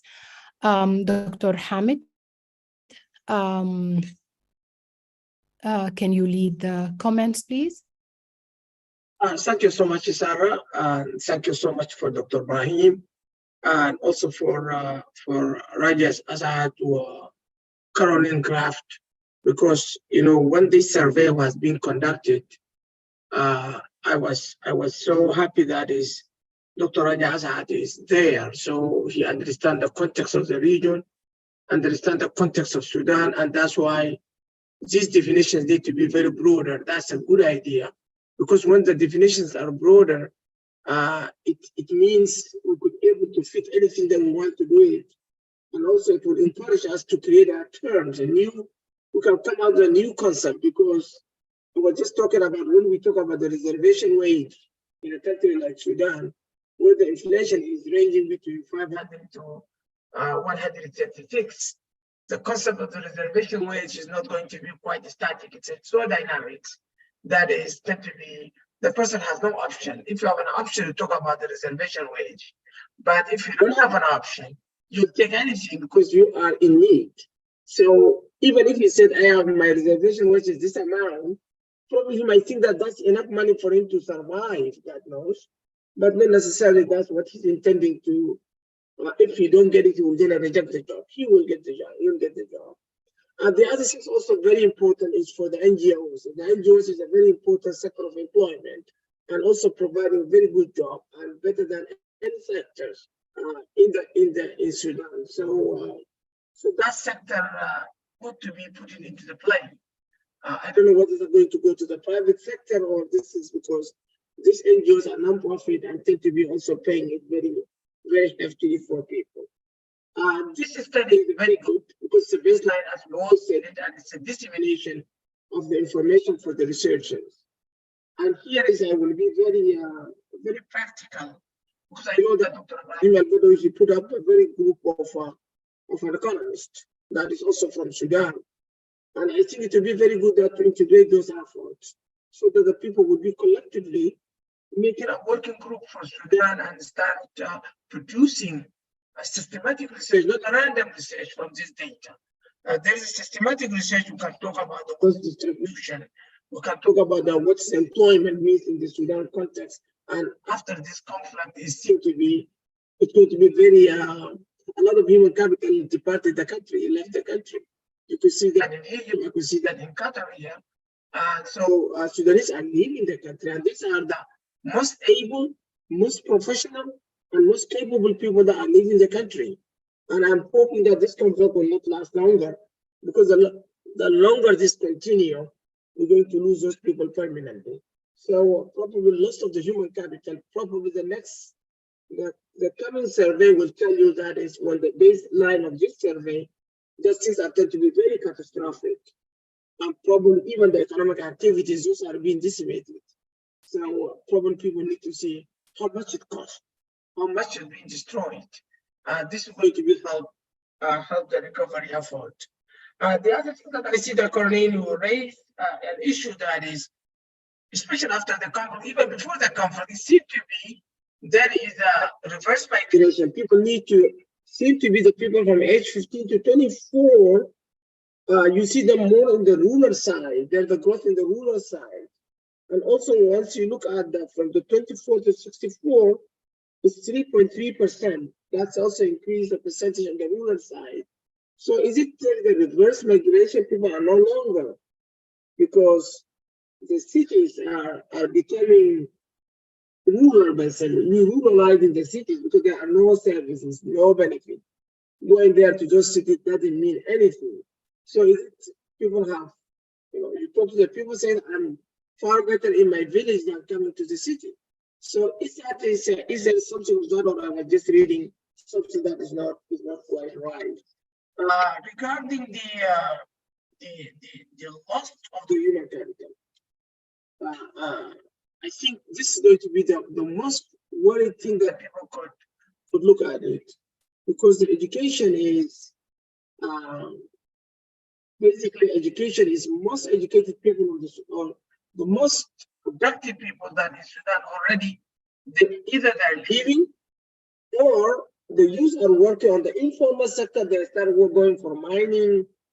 Others are joining militias. Those are also become a source of employment. SRF has become source of employment, not necessarily somebody going there to fight. So it seems to be there are some sectors, some sort of a cottage industry that are going on there. Did we able to capture those part of the story? The last thing that I was coming in is probably it will be a very good opportunity to challenge all these conventional definitions. It makes sense that if we say, our reference for the definition is the International Conference of the Labor Statistics defined in this way. That's going to structure our debate, make us in the mainstream is acceptable. But the question is, can we say we don't have to be binding with that definition and can come out with our own definitions?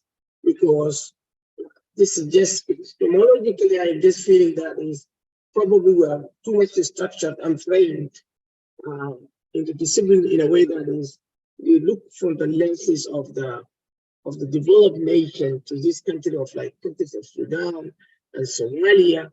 And this is probably we might need to come out and challenge ourselves and come out with a different definition. But I commended you for this effort. It's a great effort. And in Sudan for a long time, there was no viable data.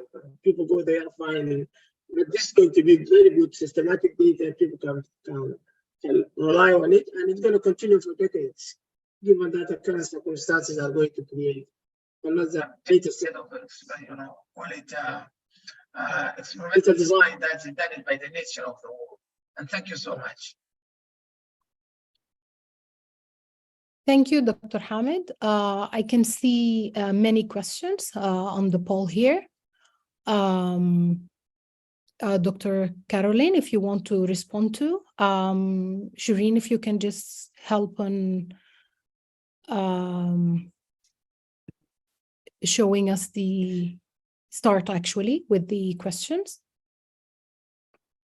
I can see them, so I can read them as well. Okay, can we go forward? Okay, Dr. Caroline, you go. Yes, so there's some congratulations, which I will thank you for, but skip over answering.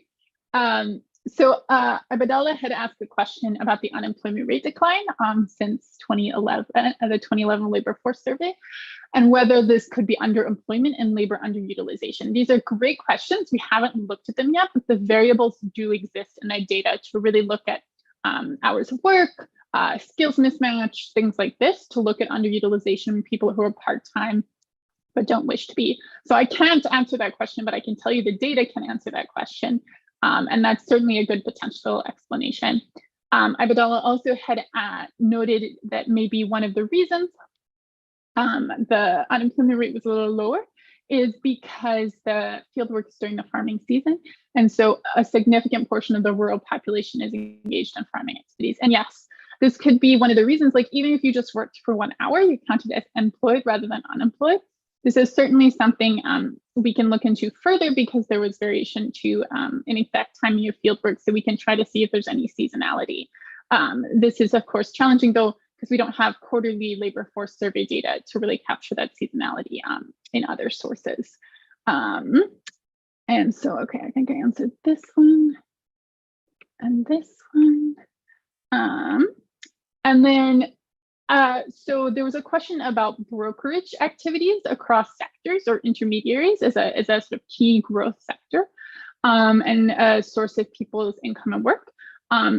Whether that's captured in the survey, yes, all types of employment will be captured in the survey. And which category would they fall under? I'm not quite clear exactly what you mean by brokerage here, but if, for example, someone is buying used clothes to resell, like buying from a wholesaler and then reselling, that would be captured in employment. They would be self-employed. They would be like in the retail sector.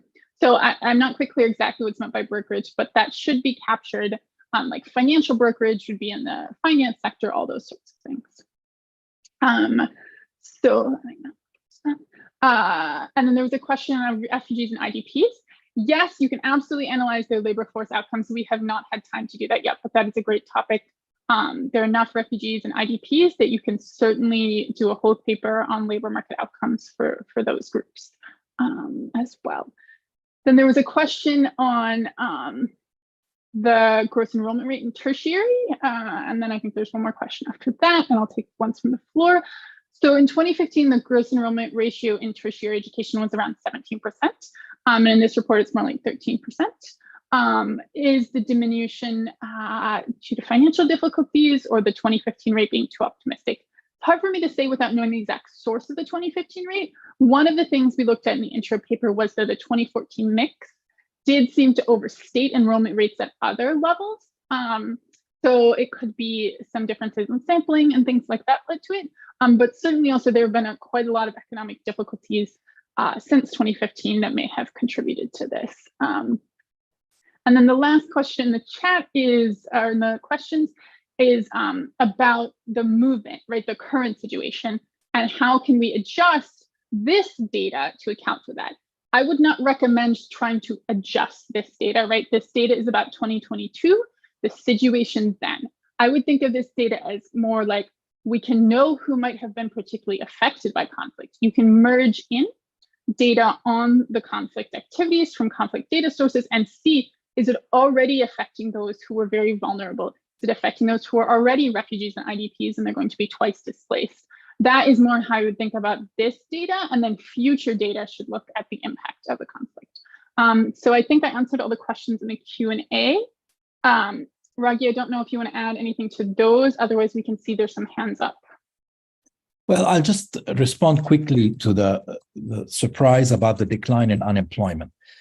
We found over all our research in the region, and particularly in Sudan, unemployment is a very poor indicator of the health of the labor market. The labor market could be really being very unhealthy, and unemployment can go down.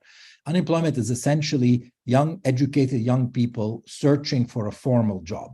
If they feel that there's no formal job out there, they will quit searching for a formal job and they will not be unemployed. They will actually find anything to do underemployment, as Ibadallah said. So unemployment declining is not a sign that the labor market is improving. Full stop. And then I see a hand up. Saifuddin, did you have a question? Yes, thank you. Thank you. Mine is a very quick one. I remember I was part of the team for the 2000 household survey. I have seen the nuptiality or the marriage in Sudan is a bit critical, and I would like to suggest that maybe if you can have an idea to revisit, also to do some consistency check with the 2009. There is a very interesting paper was written by one of the CBS staff in nuptiality in Sudan. In fact, it was very interesting analysis on that. Secondly, I believe the fertility rate is still in the higher side. If you compare the fertility rate in Ethiopia, for example, country in 2 decades can multiply the number of I think in Ethiopia the fertility rate is around 3.6, but 5.6 is it's a bit in the higher side. And I think that it is important that maybe you can also give us some idea about this. There's some very interesting issue that the UN agencies will look at it, particularly in the IOM and UNDP.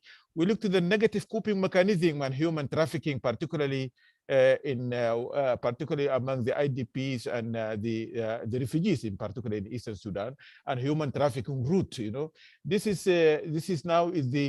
can also help us in the answer for the young users who are looking for jobs and they are not finding the jobs, and they're also using this through negative coping mechanism and trafficking to look for job elsewhere through illegal migrants or to different kind of the things. One final question is for the panelists, for everybody here. I believe ERF in near future, they need to reorganize, because what I believe it is interesting to see is to see how the nature of work is changing over time. And if we are able to look for the questionnaire, we download the questionnaire, because now I think fairly we can get the education figures from the secondary data. I would suggest that we deep dive directly to the nature of work. The questionnaire, we restructure the entire questionnaire of the labor market to be very, very, very focused in the labor market and the trends in the labor markets, the mismatch between the education and the outcome of those guys. It will help us, but that I think it will need some kind of with Ragui, Professor Ragui and others to debate these things so that we can have a focused questionnaire that help us to answer questions that are relevant to the policymakers. Then we load the questionnaire with other information that possibly we can get it out from the different secondary sources. I stop here. Were there any other questions from the audience? I can't see any other hands, and all has been attended in the poll. Yeah, I think we can conclude now. We can conclude this session first through thanking all speakers, commentators, and attendees. It was quite clear that the session brought more emphasis on following mixed methods and multidisciplinary researches that can really answer and focus on the root causes of the low rates and the gaps, the gender disparities, the discouragement, the rural-urban changes, and what can the causes be for any symptoms. And I think this stratification should be read in bringing what kind of policies that we really need. Should we project for any dividends given the the fertility rate versus the mortalities? What kind of services, especially at the health, that should be there, given also the vulnerability and also the private sector numbers and issues that has came. So what kind of fit for purpose education system, skill building and capacity building that we really need. As has been mentioned by the speakers, it's up to the region, but I believe the researchers can also take it up to the states and look more into what kind of decentralized and up to the least level kind of infrastructure, how can we invest effectively up to the least level and up to the least strata. Thank you, everyone. And we can now close.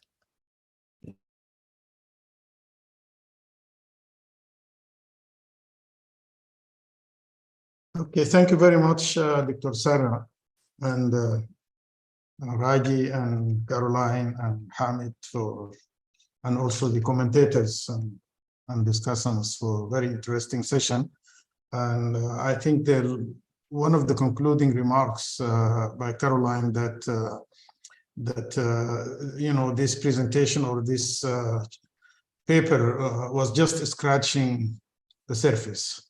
It basically tells that there is a wealth of data waiting for us and as researchers to partake on it and actually advance the research and policy value of this.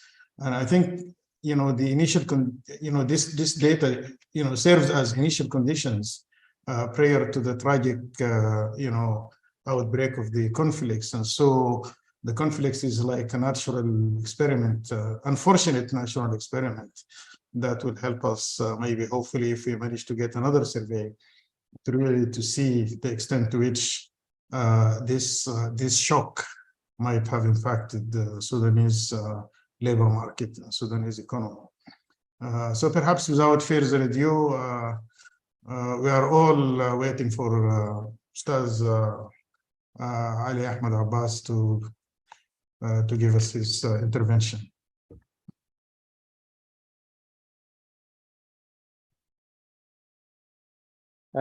First, I'm sorry just to be late as there are some IT and connection problems. Dr. Ibrahim Al-Badawi, the Managing Director of ERF, Dr. Yasmin,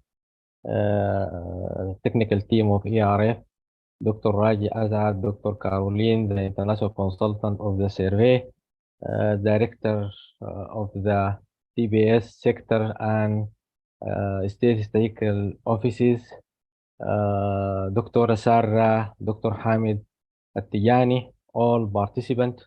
Assalamu alaikum wa rahmatullah ta'ala wa barakatuh. What I'm going to present is just an introduction and brief on behalf of Central Bureau of Statistics and on data and statistical in Sudan. Just to reflect some importance of this survey. The implementation of national survey or census projects in Sudan are among priority of national statistical needs, as all available data and statistics in Sudan currently are very old, and the country with serious data gaps across multiple sectors. There has not been a major statistical operation since 2014, 2016, 15. The latest population census was conducted in 2008, after which Sudan suffered several significant political and social change, including the secession of South Sudan in 2011. The last comprehensive agricultural census referred back to 1964. The last household budget poverty survey conducted in 2014-2015. The last multiple indicator cluster survey conducted in 2014. The last national labor force survey conducted in 2011, and the last comprehensive decision survey conducted in 2003. Also, the administrative data that would normally be leveraged for monitoring socioeconomic indicator are also extremely limited and not available, not utilized, as there is no system for administrative statistics. Also, the system for national account in Sudan suffer from data limitation and weak methodologies. So, for all these, Sudan is in a great need to update various socioeconomic surveys and censuses, provide all sectors with their needs and recent data to achieve their obligation, and meet the requirement of this transitional period. Also, for responding to various development agenda, especially tracking the progress made by Sudan toward the achievement of SDGs. In 2021 statistics plan, CBS put 6 national surveys in addition to preparation of population census and comprehensive agricultural census to avail and provide up-to-date and recent data for all partners. Among these surveys, the Sudan Labor Market Panel Survey. The discussion of this survey between CBS and ERF years back before signing the contract agreement in 2021. After that, the survey was faced by many challenges and obstacles during the implementation, like other national surveys and censuses, which caused several delays with extension of the contract agreement between CBS and ERF. The preparation moved on very slow and took long time. The field work conducting during June, September 2022, followed by the data processing. According to the plan for the survey, the CBS was supposed to prepare the national report with description of methodology, questionnaire modules, key findings, and table to be launched in a national dissemination workshop. But the current war and conflict in Sudan hindered the preparation of the report and dissemination of the survey data and results. So we agreed with the ERF to organize today's event for dissemination of the survey data, as not to keep the data frozen, and as well to meet all obligations of the survey partner in addition to the area need of stakeholders to recent data, particularly during the current situation in Sudan. Labor market panel survey is the first one to be completed in Sudan, and its data is the most recent national data in Sudan since 2015, which cover as presented demographic characteristics, socioeconomic characteristics, employment, and labor market dynamics. Following this survey, which will be completed soon, and the data also will be disseminated, the National Multidimensional Poverty Survey, the field work was completed in February 2023, covered our state with sample size more than 39,000 households, and now working in data analysis, the survey funded by UNDP. Based on the CBS dissemination guideline, the data of this labor market survey will be ready and available to all users from policy and planning institution, university and research center, nationally, regionally, and globally, as to increase data demand and encourage its utilization and uses. We expect more in-depth analysis and policy-oriented research to help guide planning and policy formulation based on evidence and real data that reflect the current situation.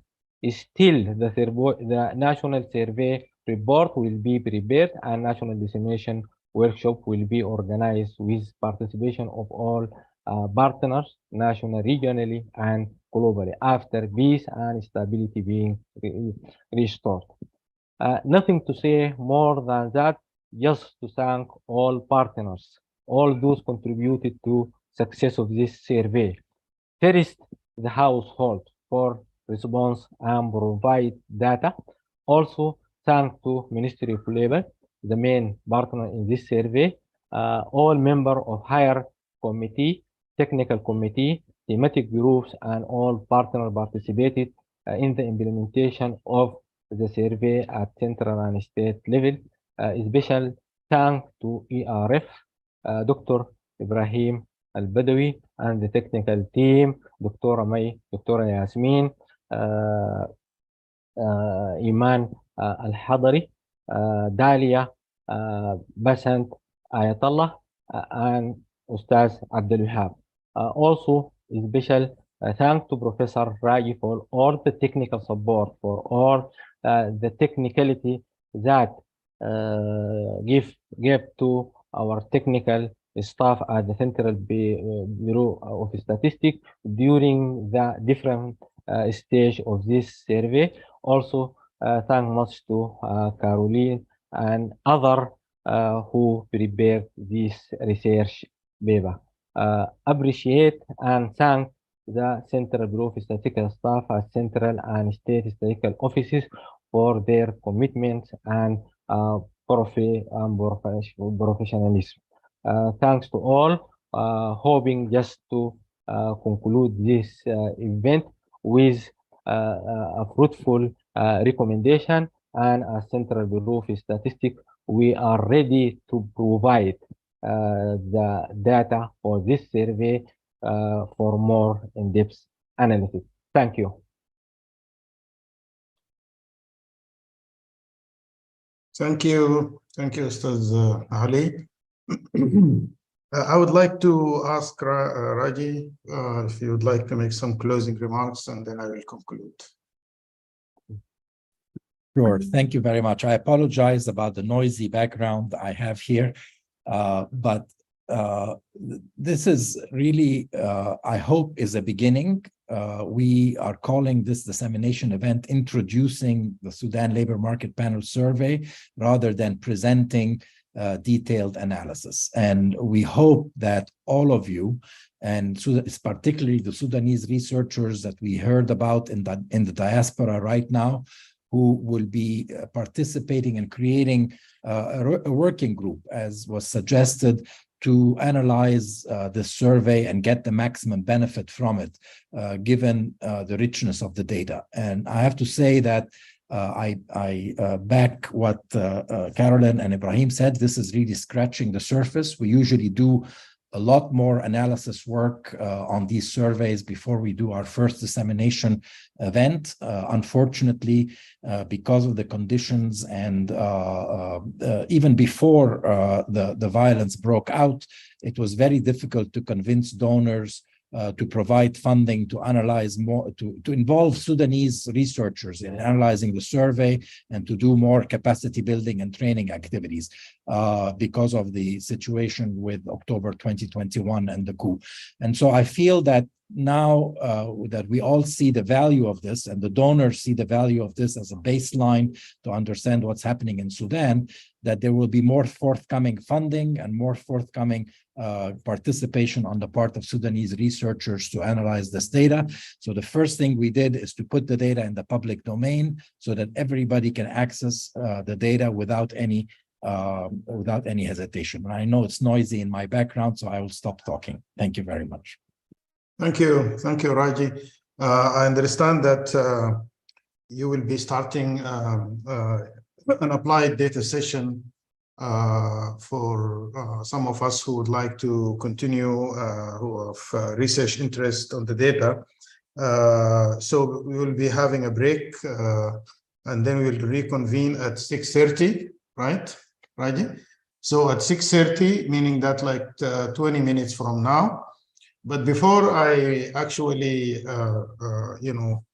call off this this part of the meeting, I would like really to inform everybody, especially those attending this webinar from Sudan, that Ustaz Ali Abbas and Ustaz Samia and their colleagues in Sudan, they are actually doing a great job now that will have huge benefit for Sudan. Inshallah, hopefully after this war is ended, because the central office of the Statistics National Central Bureau was ransacked as part of the conflict, and many of the databases were destroyed, and the assets that contain the data and the storage and everything. So they have been working actually now from Cairo with their colleagues in the various provinces in order to reconstitute the databases as much as they could. And I think this is a commendable effort at the ARF. We put ourselves at their disposal, providing support with our staff and facilities. And we hope that they manage to actually, reconstitute and collect and put together the databases, since some of which at least, or perhaps maybe most of it, are decentralized and also stored in the various statistical offices in the various regions and provinces in Sudan. So this is really a very important initiative, and I wish them success. And I would like to again thank them really and give them a big hand of applause for their effort. And without further ado, I would like to thank everybody and invite you to wait for especially the Sudanese researchers, but all the researchers to wait for the applied data session in about 20 minutes or 18 minutes from now. Thank you very much. Thank you so much. Shireen, you have something to say about the following session or any other? Actually, you've said it all, Dr. Ibrahim. Thank you very much. I think we'd be convening at 6:30 in 14 minutes sharp for the following session. Thank you. Yeah.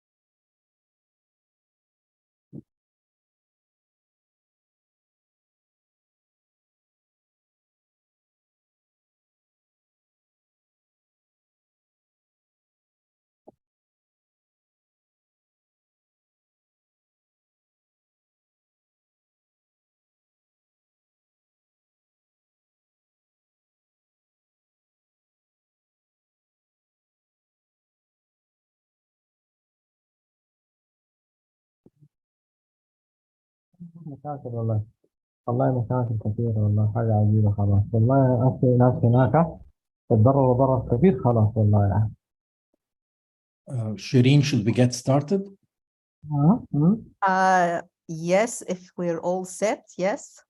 Yes. Okay. Welcome back. This is, I want to welcome you to this applied data session. In an ideal world, we would do a 3-day in-person workshop for data analysis to work with researchers on how to analyze the data and how best to get value out of this survey. However, we're not in an ideal world, and therefore we have to do this in a very short amount of time. So we have half an hour where we'll present a few basics about how to basically handle the data, how to manage the data, and what are the important pointers. And then we'll have half an hour of question, answer, and discussion with the researchers. So this is really for applied researchers who work with their own hands on the data and who already have some data analytic skills. We unfortunately have to finish exactly at 7:30 p.m. Cairo time. So I will not take any more time, and I will pass the baton to Dr. Carolyn Krafft, who is going to be going through the initial steps of how the data is structured and how to best start in the data analysis. Thank you. Wonderful. Thank you, everyone, for staying with us here to learn more about the data. So I'm going to start with a very brief presentation. The idea here is just to give you a sense of the structure of the data and some key things to know when working with the data. And then I'm going to move into the data statistical software and demonstrate just a few basic tables and key features of when you're analyzing the data. And please, we'll have a whole half hour to answer your questions. So please think of efficient questions about what is in the data, what's possible to analyze, and we're happy to answer those. So hopefully everyone now sees my full projection. We do. Fabulous. So just in case you joined late, we're talking about the Sudan Labor Market Panel Survey, the SLMPS 2022 data, which was collected by Sudan's Central Bureau of Statistics in a research collaboration with the Economic Research Forum and the Ministry of Labor and Administrative Reform. And you are here because you want to work with this data. And they are now publicly available from ERF's Open Access Microdata Initiative. So you can go to the link here, www.erfdataportal.com, and I bet Shireen will stick even the right data set in the chat here for you. And the data portal, you can register and request the data set. And so if you're a researcher, you can get access to the data set for research. And the data portal is very important. It provides an overview and has the documentation. It has the questionnaires, it has the code book. So please make sure when downloading the data, you also read all that documentation. You download the code books, you download the questionnaires, you download the README file, you read the introductory paper, because those will answer a lot of questions and help you use the data effectively. You can also access the Harmonized Integrated Labor Market Panel Surveys, ILMPS, with data only on key variables, not all variables, but key variables harmonized for Egypt, Jordan, Tunisia, and Sudan to do regional research. And you can always merge in any other variables you want from the original data into that harmonized data set. And of course, this data includes the Living Standards Measurement Surveys, plus those modules are part of the SLMPS data that's available. So this session will overview some key features of the data and just do a little demo in data to give you some sense of what can be done. So in terms of the data structure, there were questionnaires at the individual and household level. And then there were what we call subforms or repeated groups, basically something that repeated within an individual or within a household. So there were a bunch of different data structures. So for example, an individual, a woman would have maybe multiple births, right? So the births repeat for an individual. So there's first birth, second birth, third birth, all of that. And likewise, crops. A household might have multiple crops. So first crop, second crop, third crop. And so you need to pay some real attention to the data structure that you're working with, just to make sure you're aware of that. The way you download the data, the observation is an individual. So each observation, each row in the data is an individual. And the household data is merged with all the individuals in the household, right? So you have the household assets, the housing characteristics, all of that, each individual in the household, the crops each individual has. So you just need to pay some attention when you want to do household level analyses to just then keep one observation for the household. So the subforms of the repeated things are structured what's called Y. That means an individual observation has, for example, year of birth 1, year of birth 2, and those are numbered, right? Year of birth number for the year of birth of each child born, or job number, or crop number, right? It has that structure. So you may want to reshape and work with the data in that way. A very important thing to note is the identifiers. IND ID is the unique individual identifier. HHID is the unique household identifier. So that really overviews the kind of structure of the data and how you identify an observation. Weights are very important, and here I will point you to the Introducing the Sudan Labor Market Panel Survey for the details on the construction of the weights. But in terms of using them in the data, there are two key variables. One is called expand HH. This is the cross-sectional household expansion weight for the full sample. And this is the main weight you should use in analyses on the household level, using variables from the household questionnaire, or if you're keeping just one observation per household, right? So if you're using just the roster to look at the population, or you're using household level variables like crops, housing, assets, things like that. The expand indiv underscore indiv weight is the cross-sectional individual expansion weight for the full sample, right? And this is the main weight you should use in analyses on the individual level that use variables from the individual questionnaire, right, from that file, or individual labor market analyses. If you're just doing things that were in the household roster, everyone answered the roster. We have full data, but for the individual questionnaire, there's some non-response, some variables are only answered for certain age groups, things like that. So make sure you use expand indiv for individual level analyses from the individual questionnaire. These weights can both be used as expansion weights. So I'll show you this in Stata, but that's the bracket like P weight equals expand indiv, or analytical weights, bracket AW for analytical weight equals expand indiv. So you can use either of those in Stata. There are two other variables that may be helpful when setting weights if you want to account for the stratified clustered sampling. The PSU is the cluster or the primary sampling unit from how everything is sampled. There are 250 of those. And then the strata is the stratum PSU was sampled under. So whether it was a refugee camp area or a rural other area, or all those things is in that strata variable. So those are kind of the key variables for using the weights. And then variable naming conventions.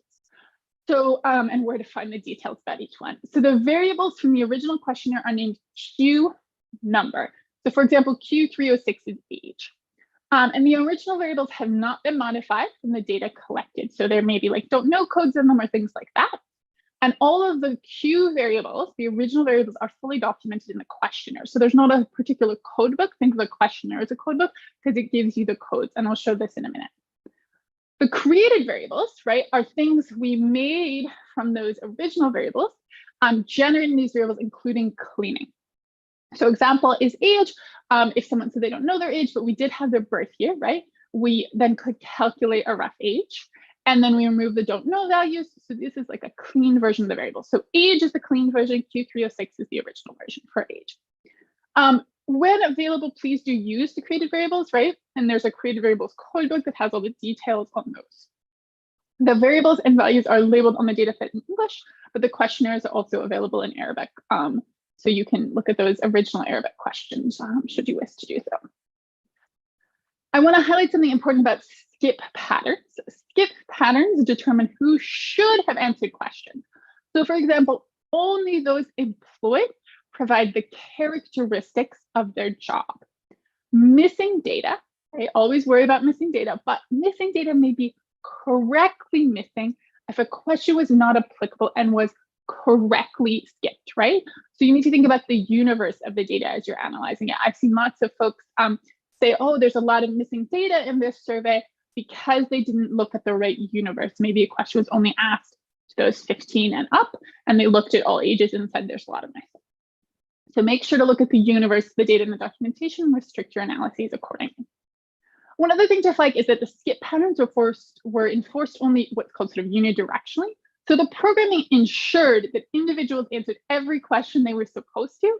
But if someone started to answer a section and the enumerator realized that section wasn't actually applicable because something you said earlier was inaccurate, like maybe they said they worked in the past 7 days, but actually they didn't work in the past 7 days, they worked in the past 3 months, they went forward and back, that data doesn't get cleaned out, right? If there were misunderstandings or data entry errors, that they went sort of forward and then backwards again and revised to follow a different path of skip patterns, the strain entered data remains even if no longer relevant in the original variables. So you have to analyze according to the universe who should have answered the skip patterns, and the created variables do this. So this is another reason to use the created variables to say clean up those issues. So I just want to give you a little bit of an overview, and if you saw the previous session, you saw the results of some of these variables about how some of the key variables are named. So the labor force variables here, and then we'll get to some of the employment characteristics. So CR refers to the current status based on that 7-day reference. US is for the usual status based on the 3-month reference, and for the annual status based on the 12-month reference, bringing in the household data with the individual data. A 1 at the end of employment and labor force variables denotes a market definition of employment is used in the variable. So CRMP1 is, for example, employed with the market definition with a reference of 1 week. SR denotes search required for labor force and unemployment variables. For example, CRLF SR1 is the 7-day definition, labor force variable, search required, market definition of employment. So you have to learn how to sort of parse those variable names. And the unemp variables have the universe of the population, but when there's this little M on the end, unemp, whatever it is, M, calculate relative to the labor force. So you have to be really careful. An unemployment rate is supposed to be relative to the labor force, so you have to use this latter variables. So here's just a list of examples, and for time, I won't go through all of those. In terms of key employment characteristics variables, we have all sorts of different ones. These are just a few examples with the 3-month reference period, the employment status, the economic sector, job stability, working in an establishment, and occupations. We have detailed coding of a lot of variables like occupations, and likewise for economic activity. So for example, use OCUP is the occupational or primary job reference 3 months, but we also have this at the 1-digit, 2-digit, and other levels. So when it has a little D on the end, like use USOCP 1D, that would be the 1-digit occupation, and likewise for economic activity. And there's also the social insurance, which is the measure of formality, and the institutional sector, which combines a lot of these. So those are some key employment characteristics. So I'm going to move now to demonstrating this data, but I just wanted to acknowledge all the funders who supported this work and the collaboration with CBS that was so important to making this data happen. So let me pull up. First off, I'm going to show, okay, got to zoom in a little. Show you just the code books and the questionnaires very quickly. So for example, and I will zoom in, you can download these from online. But this is an example just of some of the questions in the individual questionnaire. So we have the English and Arabic.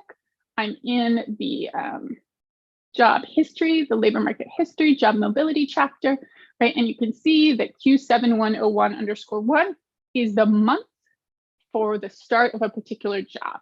So this is a subform, one of those things that repeats. For each job, there will be this data on the individual level with like _1, _2 for the job number. So you can look at the individual and household questionnaires to see the questions. You can see the responses and their coding like 1298. You can see any constraints or hints, any instructions, any notes, things like that in the questionnaires. So that's for the Q variables. And then for the codebook, it has the created variables. It has, for example, all those ones I was talking about, those different definitions of employment are documented here along with the universe they're defined for, the variables they're based on, and their ranges and states. So that's from the codebook for the created variables. So I'm going to move now to data and just demonstrate a few things, and I will zoom in more so you can see better.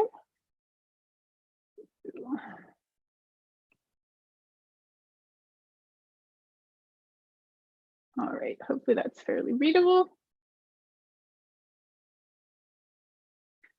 So I'm just going to demonstrate first. I'm going to change my directory. The data set is quite large, so you may need to set your maximum variable height, or there's a version where it's in 3 pieces if you can't download it all and load it in data all at once in full. So I'm going to use our data here and demonstrate how the weights work first.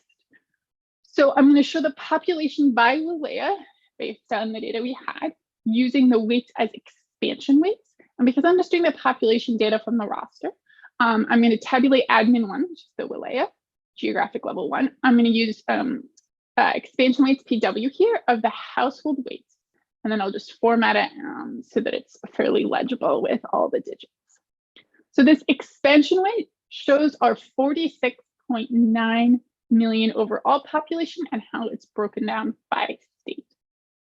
The analytical weights, in contrast, can show you, can be used in like tabulate and other commands.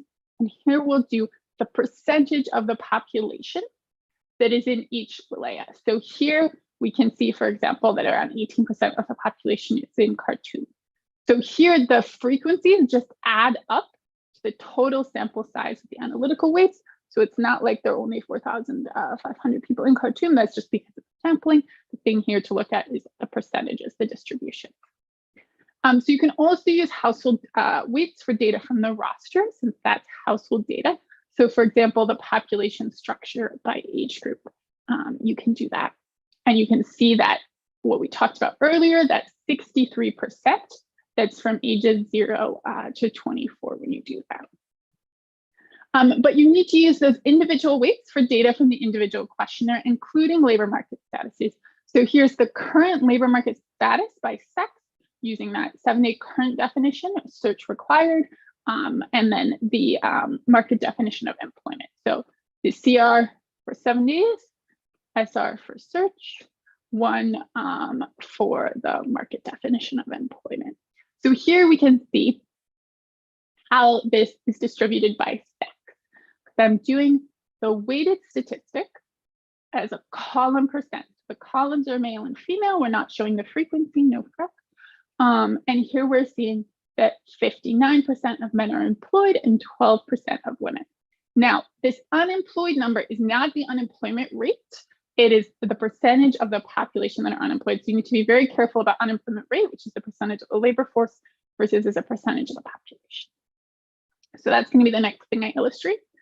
So this table, it shows, is going to show by gender for ages 15 to 64, using the individual expansion rate, the mean unemployed 1, which is the proportion of the population that's unemployed, and the mean unemployed search 1, again, the proportion of the population unemployed with the search required definition. The earlier one is the broad definition. And then the last 2 statistics are unemployed 1M. So this is broad unemployment as a share of the labor force, because this variable is only defined for the labor force. And unemployed search 1M, which is again as a share of the labor force, the search required definition.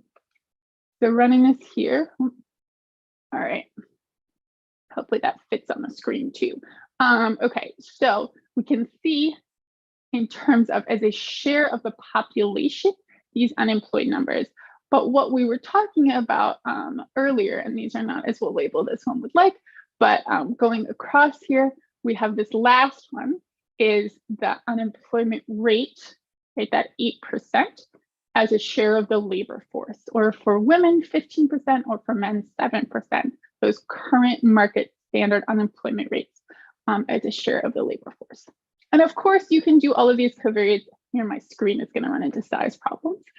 All these covariates by multiple covariates. If you want to build tables of labor force statistics with a lot of different covariates, we can do the proportion in the labor force by sex. So this table will have the gender. It'll be for ages 15 to 64 using that individual expansion weight. And we're using the current market labor force search required definition here.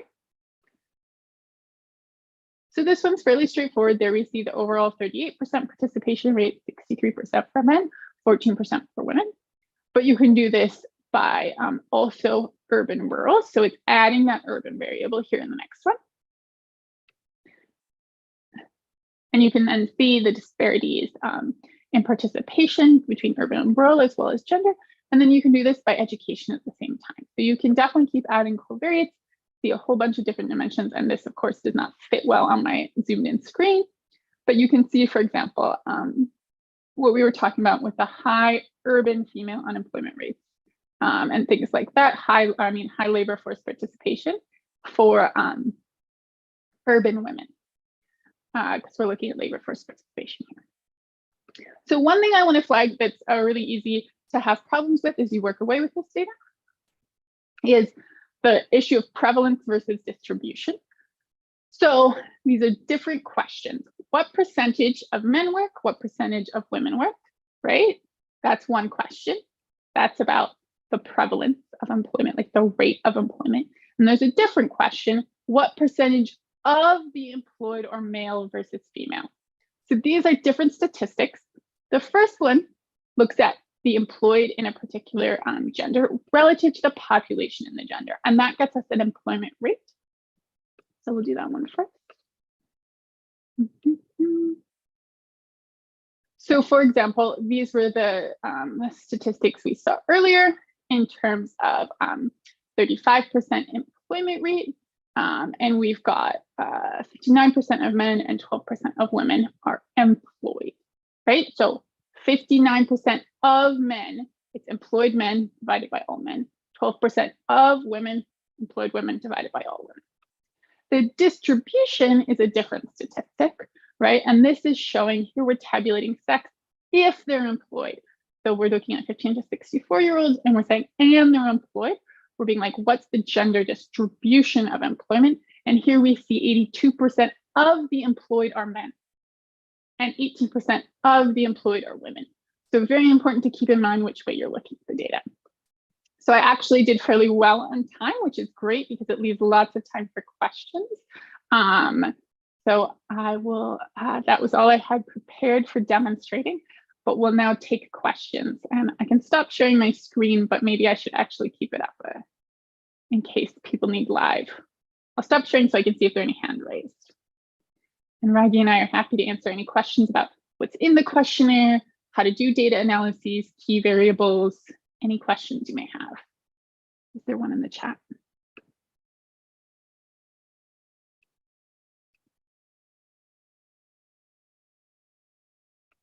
Dr. Saif, go ahead. I'm sorry, I was muted.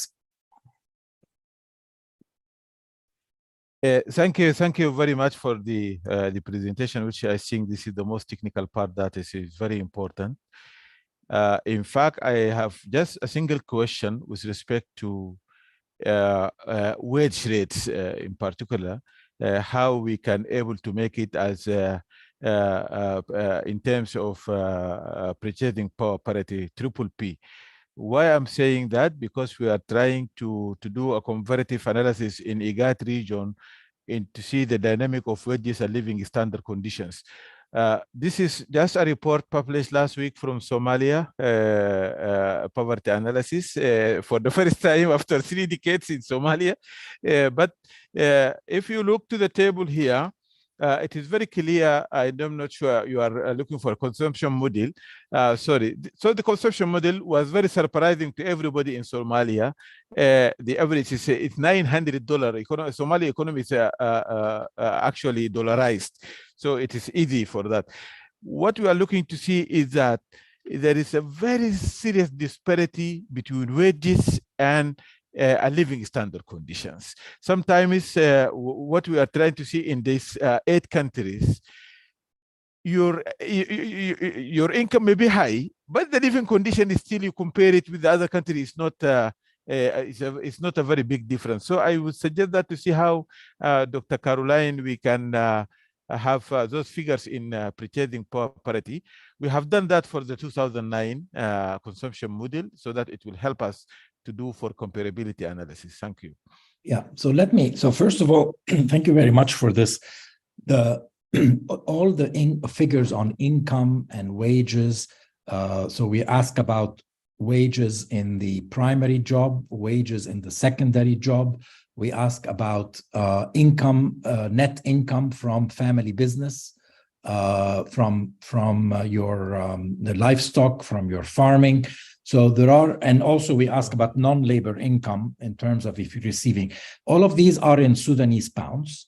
So the question of comparing them, putting them in purchasing power parity dollars, international dollars, is a question of an exchange rate. So if you apply the correct exchange rate, given, especially, you know that there is a lot of inflation in Sudan, so you have to be careful. So we could do that ourselves, or the analysts can do that by basically applying the correct exchange rate to the PPP dollar, and then the data would be directly usable. So it's just it's a simple exercise of identifying what the correct exchange rate and applying it to get the purchasing power parity figures. And we did that in the integrated data so that you can compare across countries. So in that data, we deal with a number of years across a number of countries. So there are variables that are in the local currency unit, but then there's variables that are converted into a particular year for comparability in real terms and to PPP. So those variables is the prefix is R for the real ones, and they end with PPP in the integrated labor market panel survey data. So those and their code books. So you can find those and compare across countries in that data set, because that's designed for comparisons across countries. And I answered a question for Abdallah, but since there are not too many questions, I'll reiterate this. The GPS coordinates are in the data. They're called, I want to say they're called, if I can spell it correctly, latitude and longitude. Latitude, yeah. Yes, so it's just latitude and longitude in the data. They're displaced. See the intro SLMPS paper for exactly how they're displaced, but it's the centroid of the PSU displaced by, depending on whether you're urban or rural, 1 kilometer to 5 kilometers, things like that.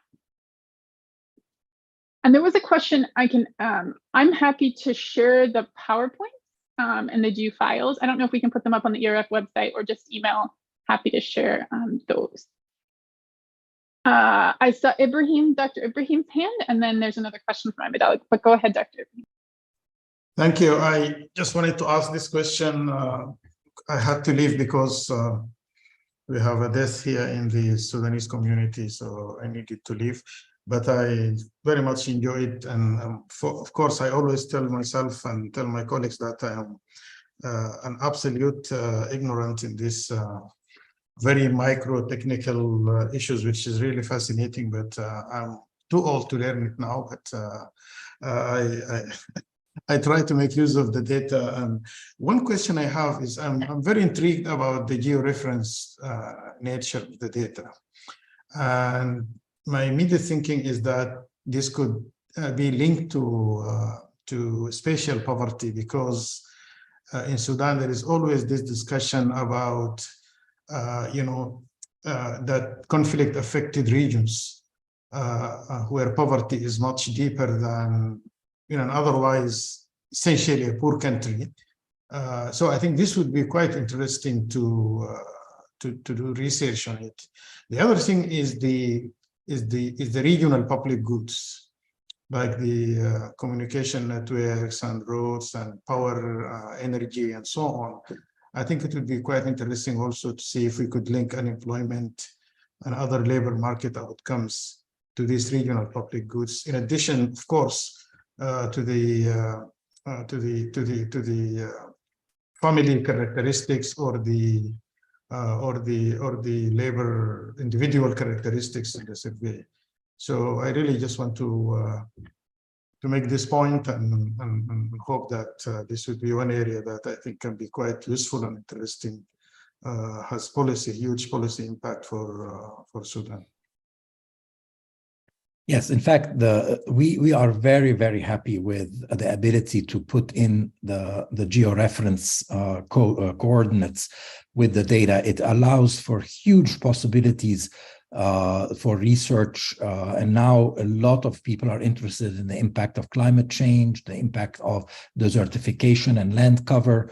We have very detailed data at very high resolutions for precipitation, for temperature, for land cover, from international and global data sources that can be very easily now linked to the Sudan Labor Market Panel survey data to do the kind of research that Ibrahim was talking about. So I think that this is really going to open a huge scope for new research that is geographically focused based on this georeference data. Thank you very much. Please excuse me. Thank you again, Raji and Caroline and everybody. Thank you very much. And Dr. Saif for your presence and continued interest. And we count on you to actually also help us with given your interest in Somalia. And Somalia would be a marginal impact would be huge if you were able to get something going on Somalia as well. No, we in fact, before you leave, Dr. Ibrahim, this is my appeal to all the team, and I am looking actually for also opportunity to have to engage Somalia back to the ARF and also to the community. So we are also here doing a very great job to reintegrate Somalia in comparability of those analysis. And we will look forward very soon, maybe before at the end of the year, that we're looking for, as we have this now, the first version of the poverty report. Everybody is happy.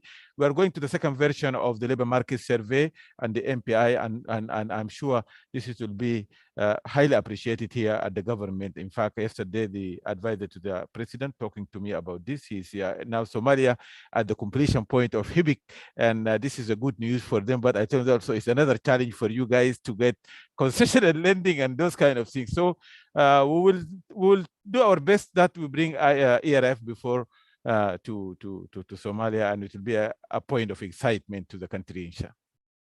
Thank you. And one thing I just thank you. One thing I just wanted to add in terms of the geospatial data is data does have some pretty good commands you can add in to help with working with, like, geo in poly is a point within a polygon is one example. So there are a lot of data not necessarily built in, but add-on commands that help with that kind of geospatial analyses. And when you're merging together different data sets, because it does require using the locations to merge together, whether it's climate data, conflict data, public goods data, those sorts of things. I saw another question from Ibadallah, so I'm actually going to share my screen again to help answer this about the created variables. So yes, I can share lots more about the created variables, and let me pull back up. Sorry? Yeah, I'm wondering if, Shireen, you could basically make everybody panelists so that we can have people participate fully with an ability to ask questions. Sure, we'll do that. Perfect. That's a good idea. Yes. Then we don't just have to type. You can answer. You can just ask. More efficient. Yeah, so I'm sharing. Workshop. Yeah, workshop. We're data workshop. So okay. I'm sharing here the screen, and hopefully, am I sharing? Yes. You can see the data and the code book next to each other, and I'll zoom in a little more for the code book. There are a large number of created variables, right? So you can see we have identifiers, we have weights, we have geographic characteristics, demographic characteristics, education, fathers, mothers, characteristics, siblings, unemployment, labor force participation, initial unemployment, current employment, manpower basis, labor markets, employment characteristics. There's a lot: time spent working, earnings and wages, secondary job, work history.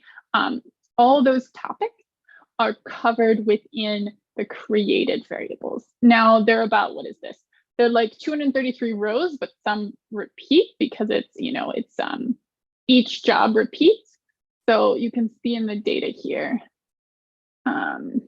they're more original variables, but it's a sizable fraction here of created variables. And that's all documented in the code book, what original variables they came from too. So the key variables, like to do the unemployment rate, that variable is already created. I see a hand from Mohammed Mahmoud. Yes, thank you for this presentation, and thank you for inviting us. Thanks for ERF, CBS, and all the survey team. I have two questions.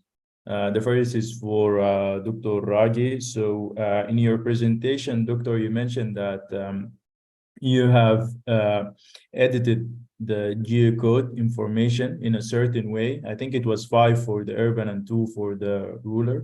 So can you elaborate more about this, since kind of research that can happen from this from making the longitude and the latitude data available is Sure. is Yeah. So what is now standard practice when longitude and latitude data is included in surveys is that you add an error term, which is a small fudge factor, which is a random number between 0 and 5 kilometers for rural areas, and between 0 and 2 kilometers in urban areas, so that you displace the centroid of the PSU by a random amount within the limits of 5 kilometers and 2 kilometers.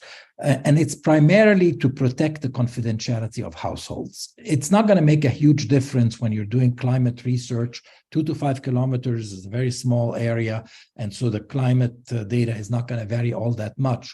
But it does make a difference in terms of being able to identify a specific household.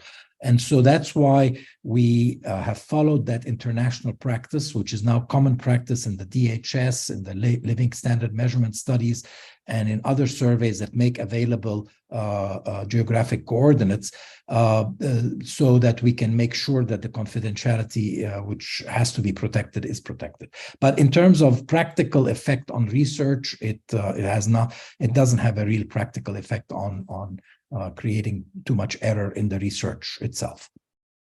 That's very useful. Thank you, Doctor. The second question I have is for Dr. Caroline. If you may, would you walk me through the weight for this survey? So I assume it's a two-stage stratified survey. You first have to figure the 100 times 100 rectangular, and then you choose the household. So could you walk me through the calculation of the sample weight for this survey? I'll say that it's a little more complicated. Sorry, I meant to share screen. It's documented very well in the intro paper. So I'll pull this up and give you a brief overview, but I really encourage you to download this paper. It's publicly available from ERF. And I'll scroll to the weighting. So these maps show the sample frame, and then the weights are here. So the sample weights take into account the different strata and the different states, because we had the strata and states. So we sampled a certain number of PSUs per strata and state. There's a table for that.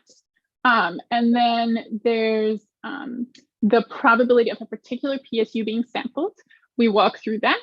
And then we had all sorts of adjustments we had to make based on the number of households actually found.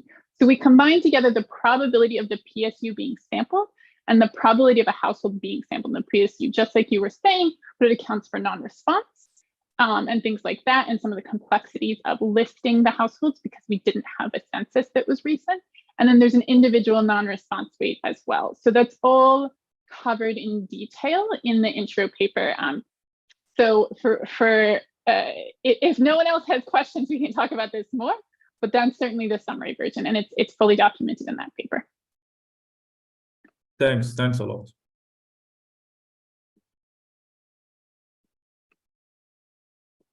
Other questions? Shireen has a question.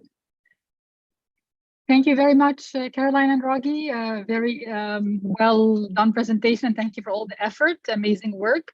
I came in late, so I was just wondering if you could go over very quickly the difference between the annual employment data and the usual and the current, the ones that we are more used to. Thank you so much.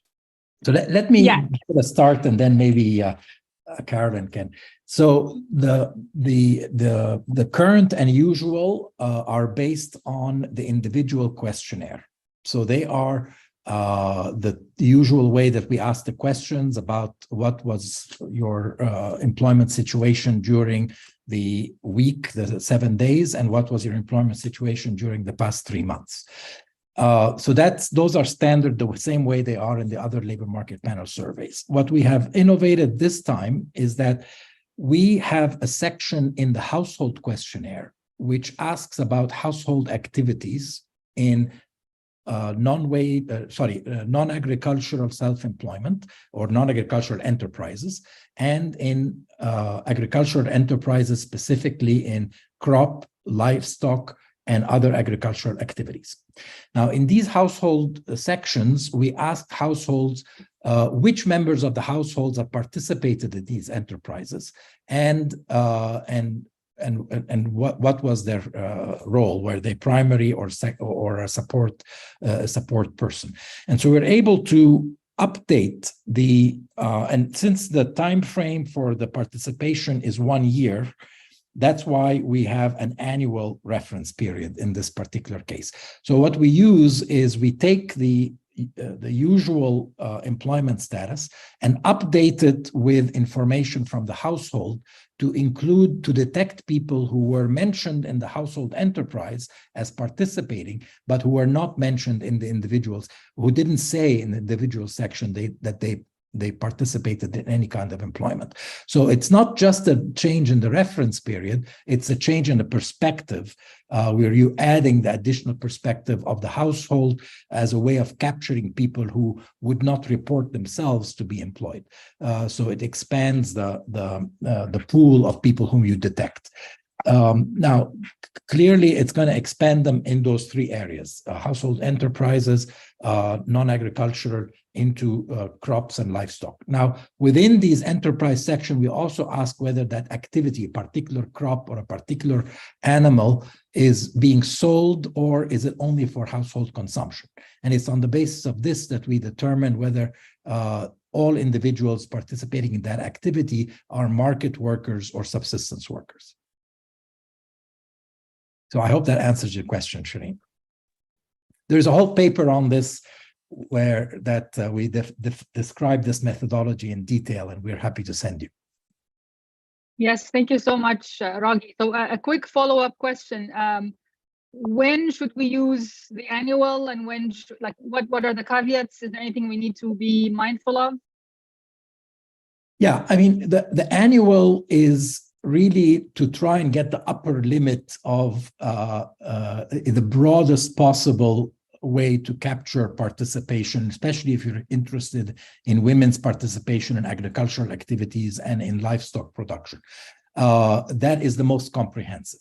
But if you're just doing regular analysis based on comparison with other countries, etc., you want to use the usual current and usual measures. And I would add to that, so the employment characteristics are only defined, they're actually asked for the 3-month reference period, and we define them as well for the shorter reference period because it's a subset of those folks who are employed and we know whether or not they're in the same job. So employment characteristic variables, they have that US or CR prefix because they're defined based on the individual questionnaire. You can definitely look at some aspects of employment characteristics, like, you know, in the annual definition, if someone is working in crops, that's how they ended up in the annual definition rather than when they were not employed in the current or usual definitions. So, those variables, like the employment status, all those characteristics of employment come from the individual questionnaire. So they're not defined for the people who get added when we do this annual measure. So employment rates, you can do employment characteristics. You don't know what size, the firm they're working in, which is a household business, is. You're missing the firm size variable, for example. So that's important to keep in mind in terms of your analyses. Other questions? Thank you so much. I see Ali Rashid has a question. Yes, hi Caroline, hi Ragui, how are you? I hope that hi Ali, it's been a long time. Yes, exactly. Thank you so much, Dr. Ragui, for all your efforts and make this actually true after all of this long time. That's Sudan ELMPS or SLMPS. It's actually was a dream for the ERF for several years. It started maybe 2017 or maybe before that, I'm not sure. But alhamdulillah, finally now that we have the SLMPS at the group of the regional labor market panel surveys, now Egypt, Sudan, Jordan, Tunisia, maybe Morocco, and more to come, inshallah. So congratulations for this. And maybe I just comment on Dr. Shireen Al-Azzawi asking about the usual or the market definition and the product definition. And I really appreciate this concept that we have the annual or the broad, or not only the broad, but broader definition for the economic activity. Because as you can see, just once Caroline, I actually run the table on current employment definition, and I can see that the illiterate group is actually less group for participating in labor force. Maybe this is actually that needed, mostly needed, and at the point of time, because illiterate group, it does not have the luxury of to be waiting for a job, or to be discouraged, or to be out of the labor force. They don't have this kind of luxury like the postgraduate students or university graduate and so on. So maybe this is actually, thank you for this actually issue, and to be raised and to be applied maybe in the next or on the forthcoming surveys. And once more that, thank you so much for all your offers, and nice to see you again and again. And I hope to see you, inshallah, soon in Cairo. Thank you so much. By the way, we have created this annual employment variable for Egypt and Tunisia and Jordan. Not so much Jordan, I don't think. Jordan, we had a problem with some of the data.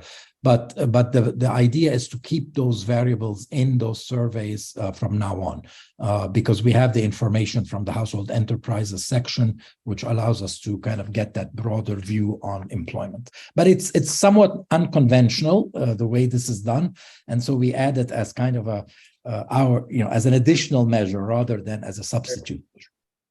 Excellent. Thank you so much.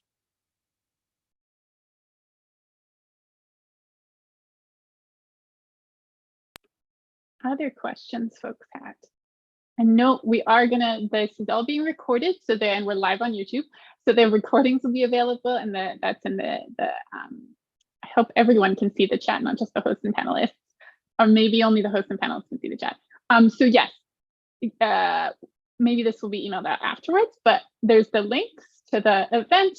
We'll have the materials. There's the YouTube videos. So if you want to go back and watch an answer to a question or look back at a particular figure, and then the papers are all online that we presented from. Other questions?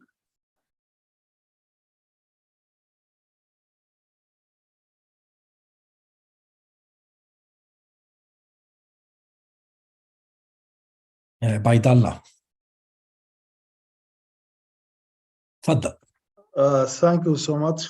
I would like to thank ERF for this opportunity. My special thanks to Professor Raji and Caroline Krafft for their dedication and effort. I understand it was a long journey with SLMPS since 2018, but finally we have the survey done, alhamdulillah. So we hope this good opportunity for research and policymaker, hoping the ongoing conflicts comes to an end as soon as possible. Already I posted most of my comments and questions, and thank you so much, Caroline, for answering my question. So I have concern about the sample size, and also I have concern about the timing of survey, because I thought that this is the field work conducted during a peak of farming season. So this much will affect the result of the survey.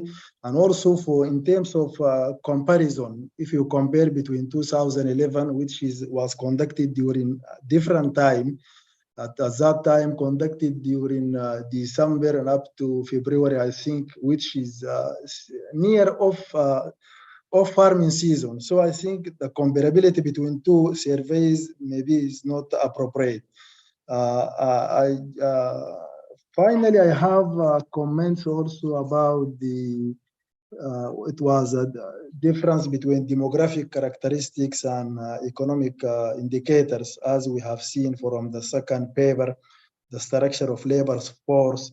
Most of demographic indicators showing that the labor force had increased or should increase because population growth increase. There is a high rate also of fertility, low age of marriage. I think all these characteristics make the labor force increase. But on the other hand, the economic performance, as we know, collapsed during the last 10 years.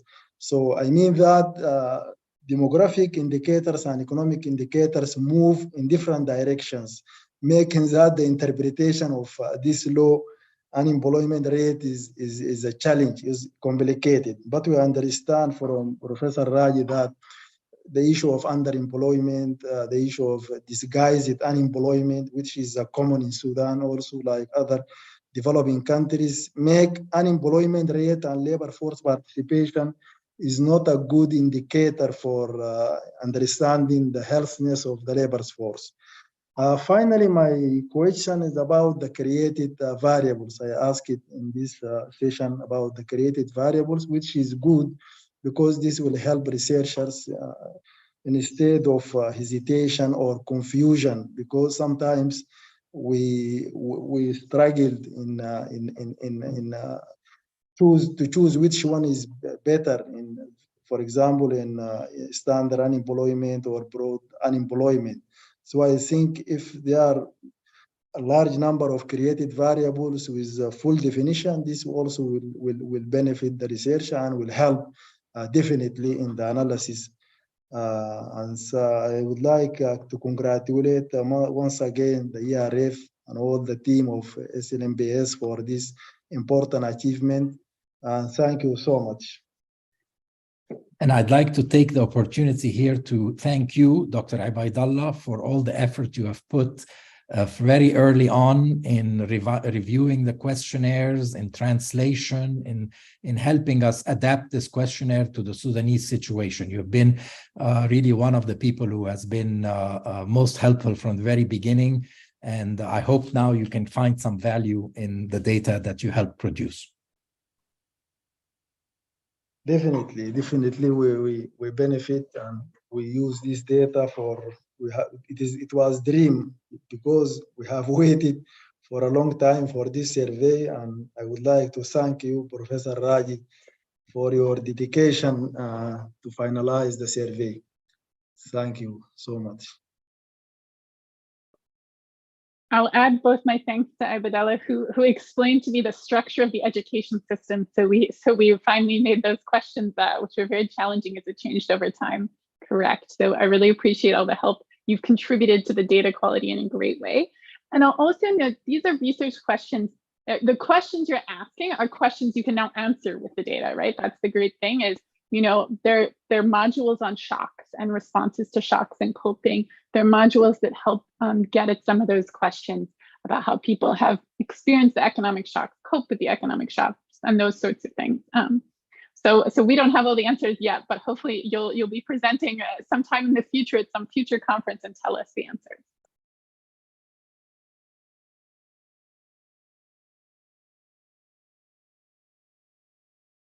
All right, if we don't have any further questions, I'm going to thank you all for your participation and attention, and hope that in the future we will have some conferences to present results of research from this survey. This was less than what we were hoping to have, but at least we have something to get you started on your research. And finally, I'd like to end by thanking again our partners, Dr. Ali Abbas and the Central Bureau of Statistics of Sudan, and the Ministry of Labor and Administrative Reform, and the ERF, of course, and all the effort that has been done over multiple years to get this survey underway. And of course, I should not forget the donors who were very, very patient with us.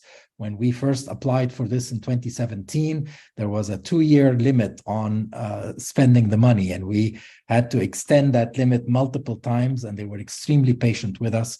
The Center for Labor Economics, the IZA in Bonn, and the LSMS unit, LSMS Plus unit of the World Bank. We thank them very much for being patient with us over time and being willing to wait and having faith that we will get something done. So thank you all, and we hope to all see you soon. See you very soon. Thank you very much, Prof. Ragui. Thank you, Caroline. Thank you to all ERF staff for these efforts. And also a special thanks to our main partners, Ministry of Labor. And also thanks to the participants today. And we are ready as Center Group Statistics as well as ERF to provide the data for this survey to all research institutions and other institutions, either regionally or globally. مع السلامة.